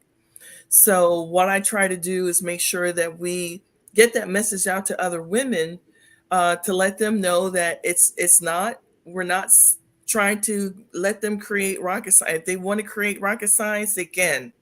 We're not averse to that. But to work in the industry, there's some things that you need to know. And one of those things is having critical thinking skills, making sure that you understand how to apply things that you learn to the organization and to operations and to go from there. So we try to encourage women to take the opportunity to get these certifications so that they can work in tech. That's our first Amazing. program. Our second program, we have something called the Audacity series that we just started in October. And that program showcases women who had the audacity to become a Black woman in technology. So they stood up and they said, I'm not going to worry about what's not working. I'm going to make what's supposed to work. And that's what we did. So we highlight those women and we create an opportunity for them to tell us what made that thing click for them so that they could be in the tech arena. And we have another program where we're focusing on 12 to 18-year-olds called Moving the Needle in Technology. And that program is currently in development. But our goal is to expose 12 to 18-year-olds about the possibilities that they have in technology so that they can move forward with a decision. They can make a choice about whether or not they want to work in tech. So those are the programs that Black Women in Technology has at this time. We're also a Grow with Google partner. Grow with Google offers free certifications to Black women or any woman, anybody who wants to learn more about technology. So those things are free. Anybody can take those courses. All they have to do is email me at Lori@blackwomenintech.com and we can get them started with taking these courses. Wow, quite amazing. So that's really great information. I have both my sons. One is 19, the other is 11, and they are both pursuing technology. So it's really great hearing about this. It's definitely an interest, an area of topic that always piques my interest. Now, you speak a lot about women, and what I want to find out is how important is it for you to show not just diversity but also inclusion when it comes to the tech industry today? Because you did mention when you started, you didn't see a lot of women and women of color. So can you just tell us a little bit more about that and your journey along that line? Well, I think it is very important to have a diverse workforce, um, because chances are you have diverse customer base, and you want to be able to translate the work to your customers so that they know what they're buying and what they're utilizing.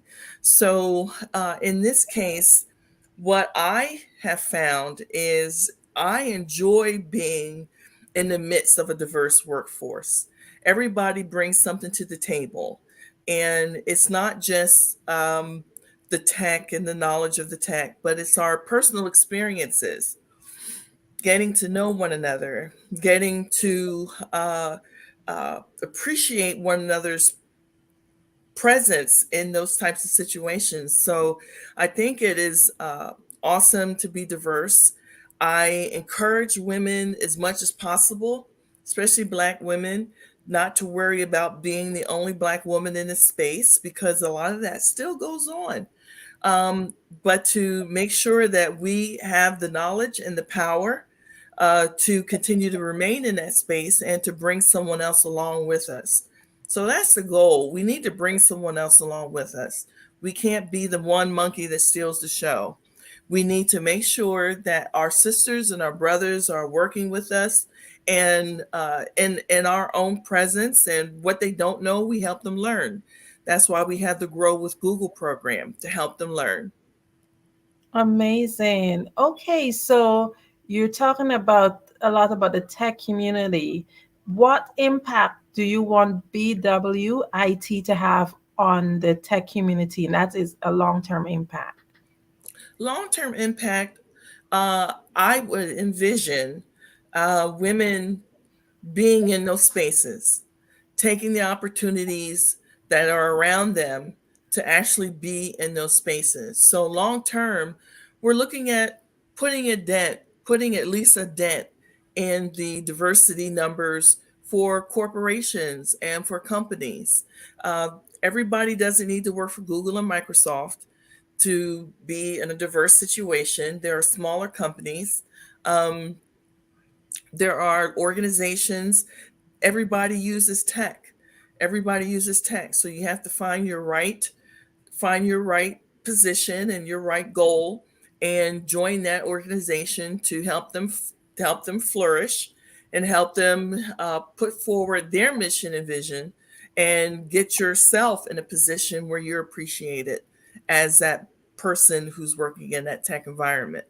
So my goal is to make sure that we're able to get that message across.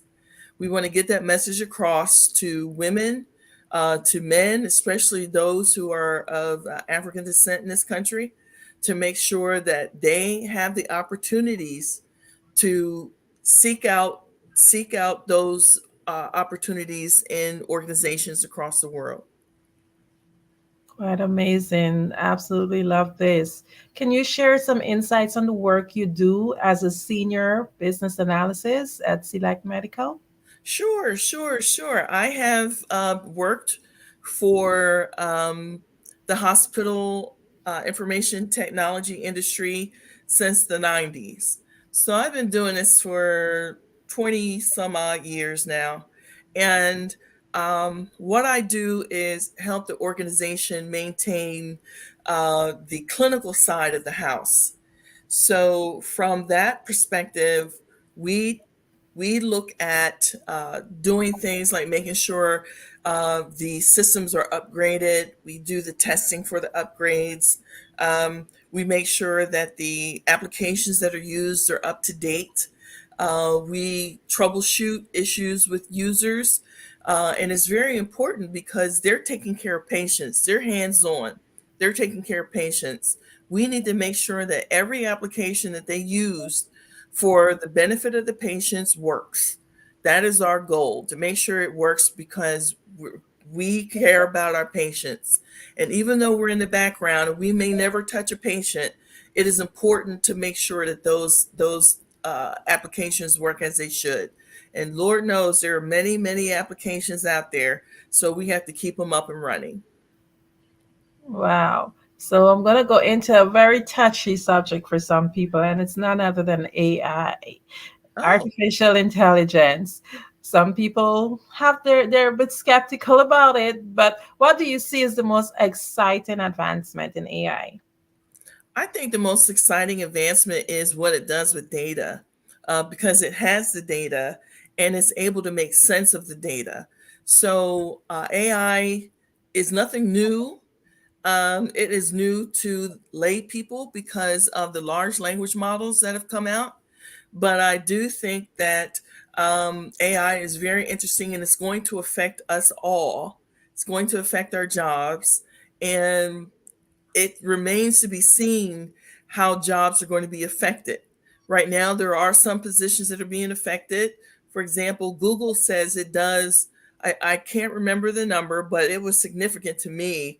I couldn't believe it was that high of coding using an AI model. So they don't need software engineers or coders anymore because AI is doing the coding for them. That's significant. So if I was going to be a software engineer, I'd want to try to think about switching it up or pivoting a little bit to something a little less, the AI would be less inclined to take over. So I think there's going to be an impact. It's coming. There are companies that continue to lay off. Dropbox just laid off a bunch of people because they're pivoting to AI, which will cause them to save money. And that's what companies care about, saving money because of their profitability. So that's what we have to look at and make sure that we put ourselves in a position to help a company be profitable. So we have to be able to talk their language when it comes even to AI. You need me because I can be profitable for you. And that's what we want to get across. Wow, it's interesting that you spoke about those jobs and AI, and I think that's probably one of the reasons why some people worry. But I have been privy to some information before where someone said just as fast as AI is taking some jobs, we have to really be open-minded and understand that it's actually creating new jobs. We just got to learn how to go with the flow and see where the opportunities come. Now, how do you integrate emerging technologies like AI into your current work at Select Medical and BWIT?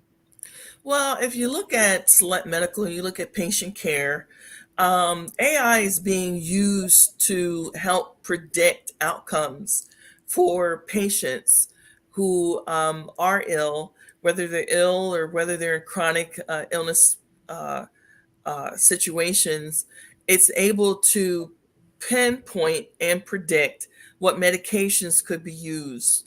It is predicting how well the medication may or may not work based on the information that was given. It's used a lot in radiology to pinpoint tumors and things like that. So Select Medical would use it to help predict patient outcomes. When it comes to Black women in technology, what we're doing, we are using AI to help us in our operational side of things. And it's been very, very helpful to help us create a roadmap for our 2025 year, our fiscal year, and to help us apply for grants and things like that to help us reach our goals.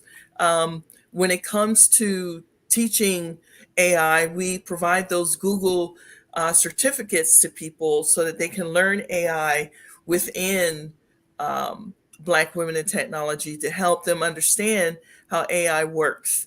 We also have emerging technology folks that understand things about the blockchain, the metaverse, Bitcoin, and all those fun things. That's part of emerging technologies as well. And we always want to make sure that we stay up to date and understanding these things in the tech realm. Well, thank you for sharing that. Now, this is like so exciting. You actually helped to build the IT department from scratch at CHE. Could you just tell us like what would have been the most challenging aspect of that project? I think the people part, trying to make sure you had the right people to help in the department, and I think that was the hardest thing to do, making sure that you were able to connect with a potential employee to help you build the department. So we started with just two of us. First it was one, then it was two. I joined, and then we eventually rolled in and brought others in, and we went from 1 to 13, 15 employees in our department. So it was quite a feat, but we got it done, and it was worth doing. Wow. Could you tell us about the transformation you led at the CHE Senior Psychological Services and how it impact the organization?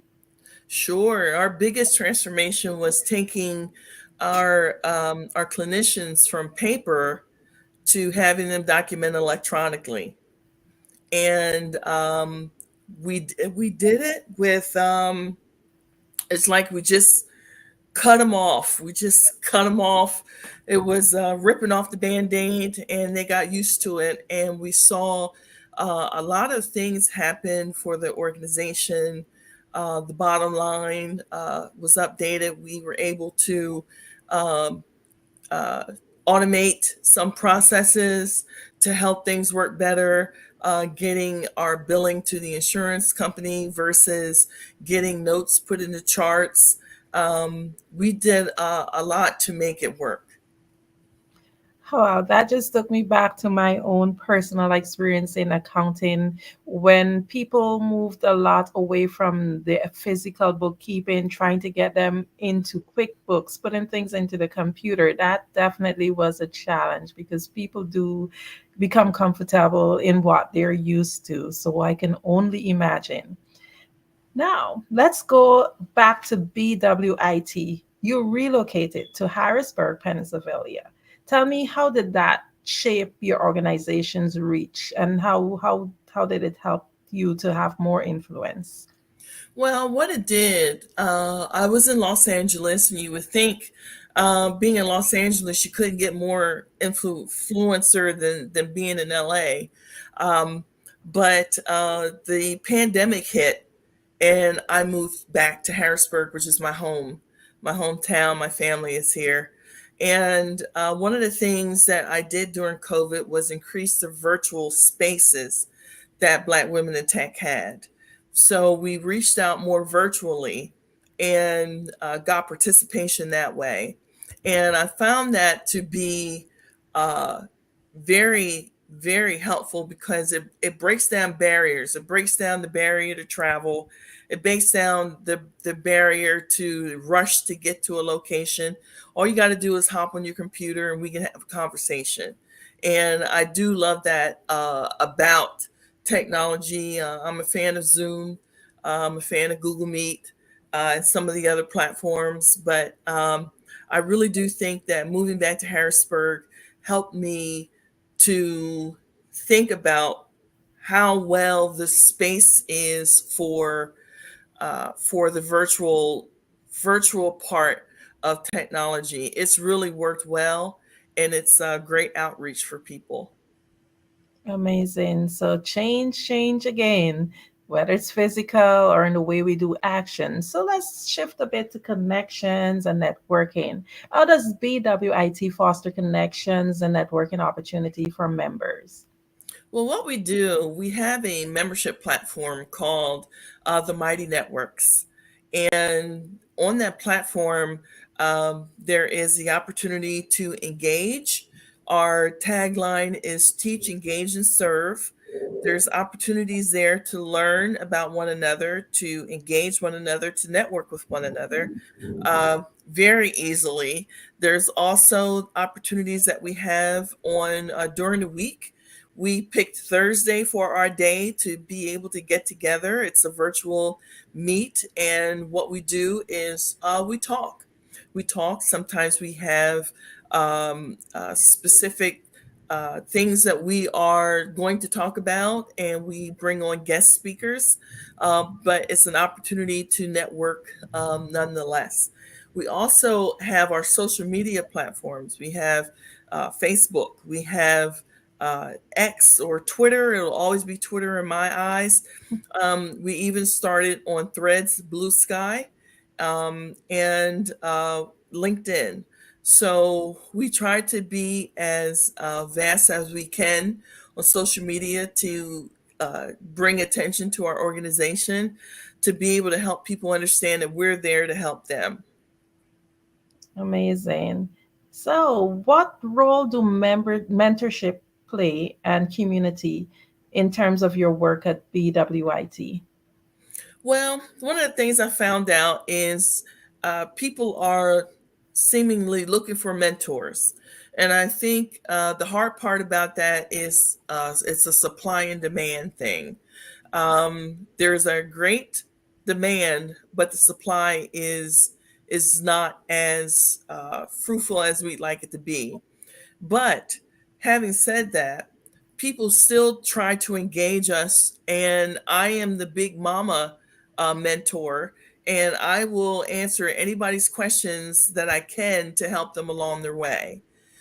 We do have other senior women in the group. When I say senior, not necessarily by age, but by time in the industry, who are also available to assist. And we utilize them to be able to help get questions answered.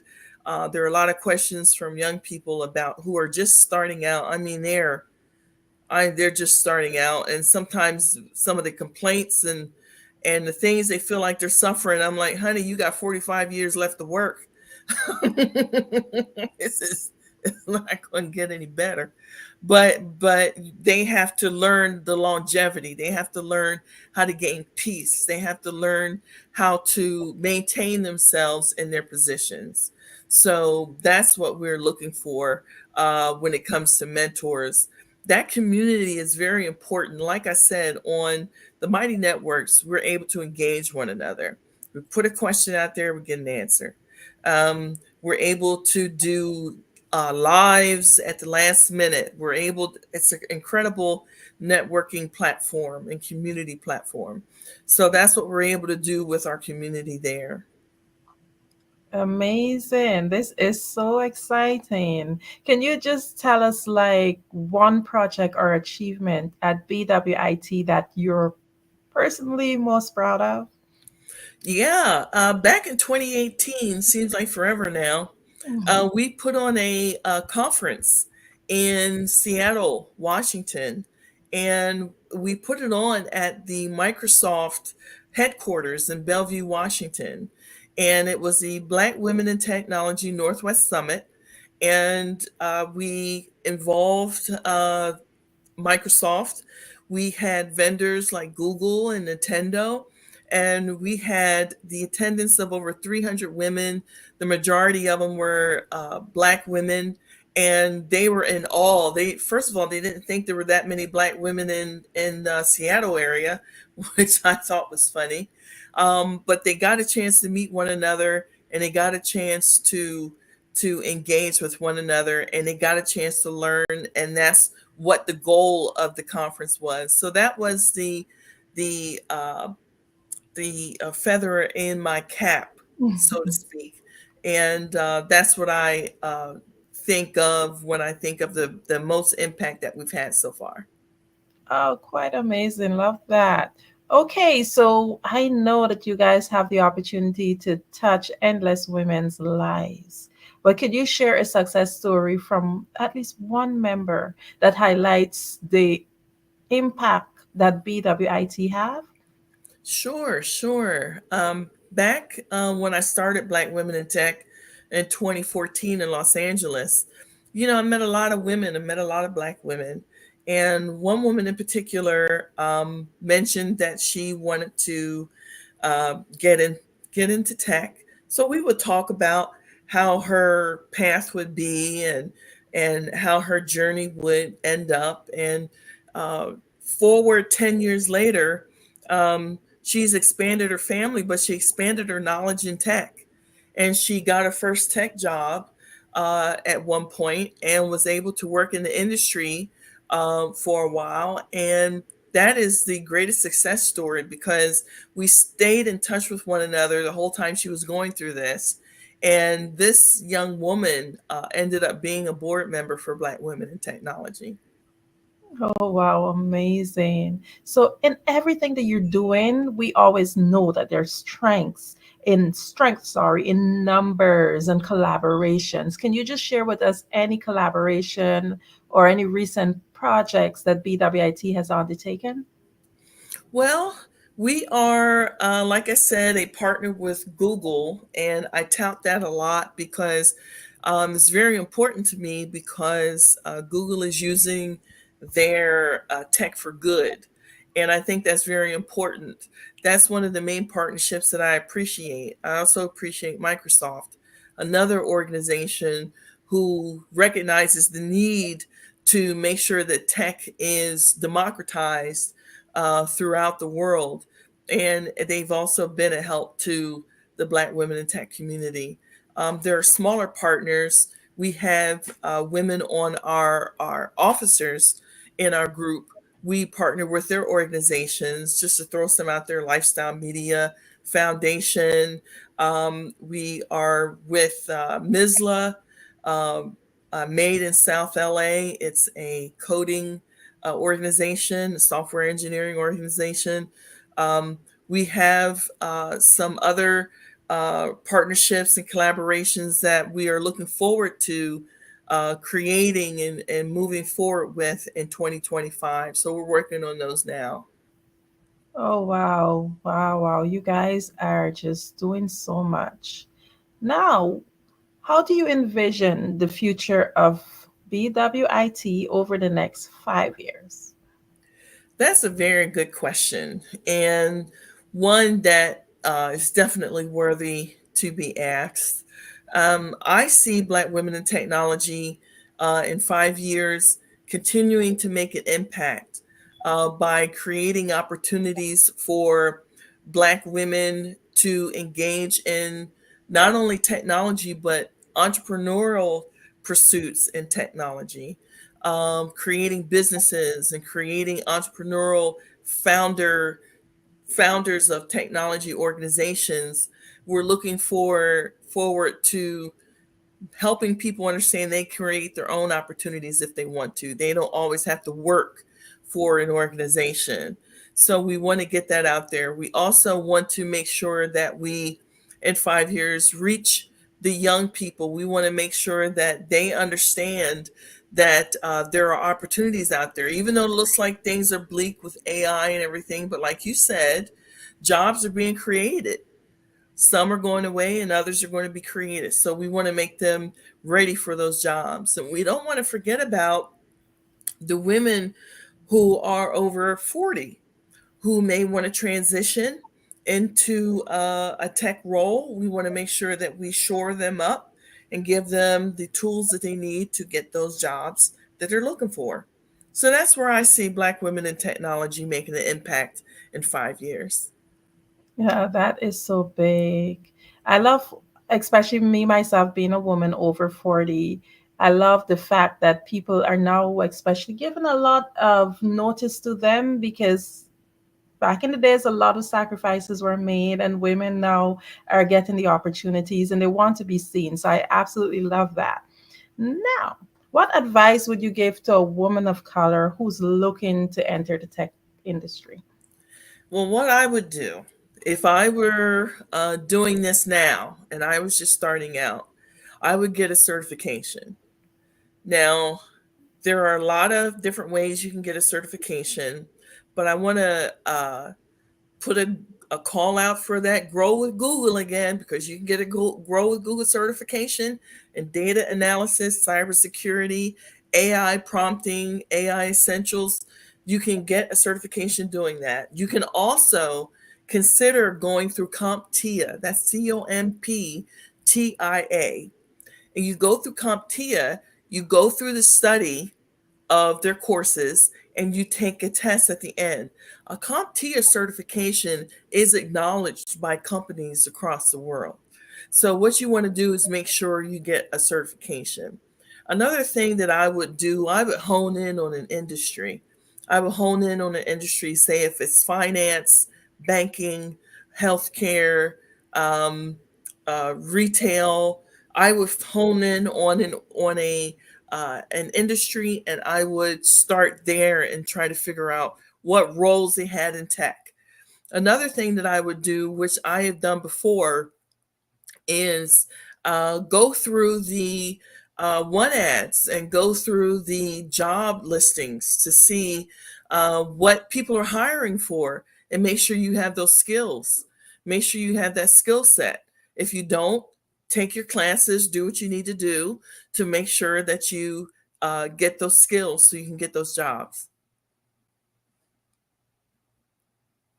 Through ads to see what people are looking for. From your own experience, what are some key skills that you believe that are essential for anyone to be successful? I think some of the soft skills. One of the main things that's important when you're going to work is having a soft skill. Learning how to answer a phone is a skill that I don't think a lot of younger people have at this point, and I think it's very interesting. Learning how to write an email, learning how to express the tone of the email, making sure that you know how to engage with your coworkers, learning how to talk with your coworkers, learning how to communicate. Those soft skills are very important. Being able to critically think to solve a problem, learning how to solve a problem is very important. Understanding the technology is half the battle. Doing the rest with those soft skills is the important part of the rest of the battle. Wow. So, can you say what challenges that you see Black women facing in the tech industry right now and how they can be addressed? I think one of the main things that we are looking for when we work at the tech industry is to be understood. Be understood, our culture to be understood and respected. And I think there's assumptions that go along with us when we are working in an industry or in technology, that we go along or know certain things without people recognizing the fact that we have a culture that we have lived under and worked under, and we're not the same as other people. They have to respect us where we are instead of us always rushing to respect them where they are. So I think what we have to do is be patient with that process as Black women. I also think what we need to do is make sure that we are the top tier in the group. We want to make sure that we know our stuff. We want to make sure that we can make our decisions. Our work is on point. We want to make sure that we're on point. We want to make sure that we present as excellence in what we're doing. So I think those challenges come about. There are issues where you don't feel like bringing your A game because the workplace can be toxic. If you're in a toxic workplace, what you need to do is find your exit, and you need to have your backup plan, your part B, so you know how to manage that situation. And never feel bad about reaching out for help. Mental health is huge. There is opportunities to get your mental health dealt with. A stressful, toxic workplace can make you stressed and depressed. And there's no reason to walk around being stressed and depressed. Get that off of you, get that out of your purview, and work to get yourself in gear to be that best Black woman in tech you can be. Oh, yes. Love that. So how are you able to stay up to date with whatever is the latest trends and advancements in IT? What I do is I apply to a lot of newsletters. So I read a lot of newsletters, and I follow social media sites that are pointing to tech. I don't go to TMZ's website. I go to Microsoft's website, or I go to TechCrunch, or I go to some of the other tech-focused organizations to get news. I think that's important to stay on top of things. And I think understanding the big picture when it comes to technology and understanding the industry as a whole is very important. And you'll be able to speak to those things with your colleagues and even those who are in your leadership, because you understand about those topics. So I think that's very important to stay informed and stay up to date. Most definitely. How are you able now to balance both the BWIT and being a business analyst at Select Medical? Well, it's not easy, but I do it. I have to give myself some grace, because if it were left up to me, I'd work 24 hours a day. I have to tell myself not to do that.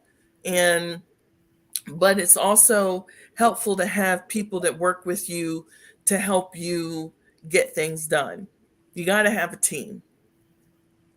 Okay. And finally, what advice would you give to any young woman listening in? Stay focused.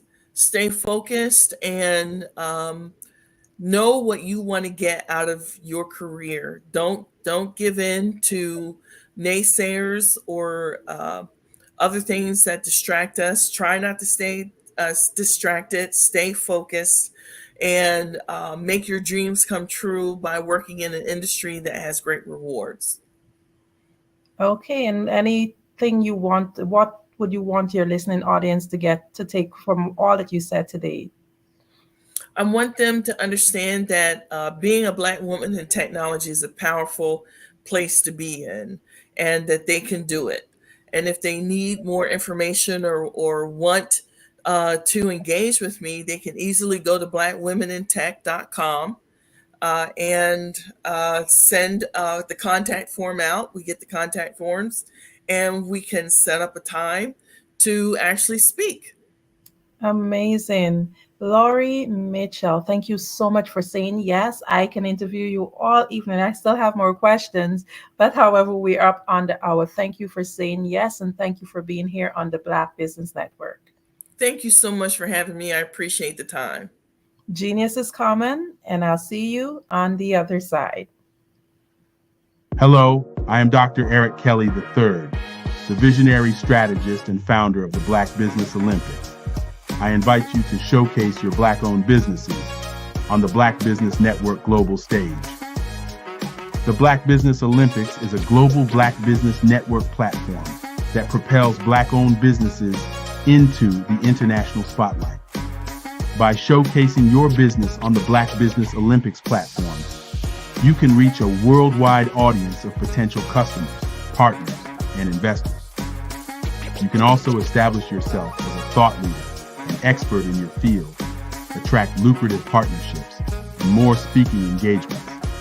In addition, the Black Business Olympics platform provides a valuable opportunity to connect and collaborate with like-minded entrepreneurs and business professionals from around the world. This can lead to new business opportunities, ideas, and relationships. Finally, by sharing your story and expertise on the Black Business Olympics platform, you can inspire and empower others. This is a powerful way to make a positive impact on the world and leave a lasting legacy. If you are a Black-owned business owner, I encourage you to seize the opportunity to showcase your business on the Black Business Olympics platform. It is a once-in-a-lifetime opportunity to make an indelible mark on the world. Be one of the 1,000 visionary entrepreneurs who are changing students' lives, shaping industries, and leaving an unforgettable legacy for their families. Unleash your voice on our global stage and watch your business thrive. Black Business Olympics is one of the largest Black business showcases in the history of Black business in the world. Yes, the entire world. Just give me a call today at 919-308-9090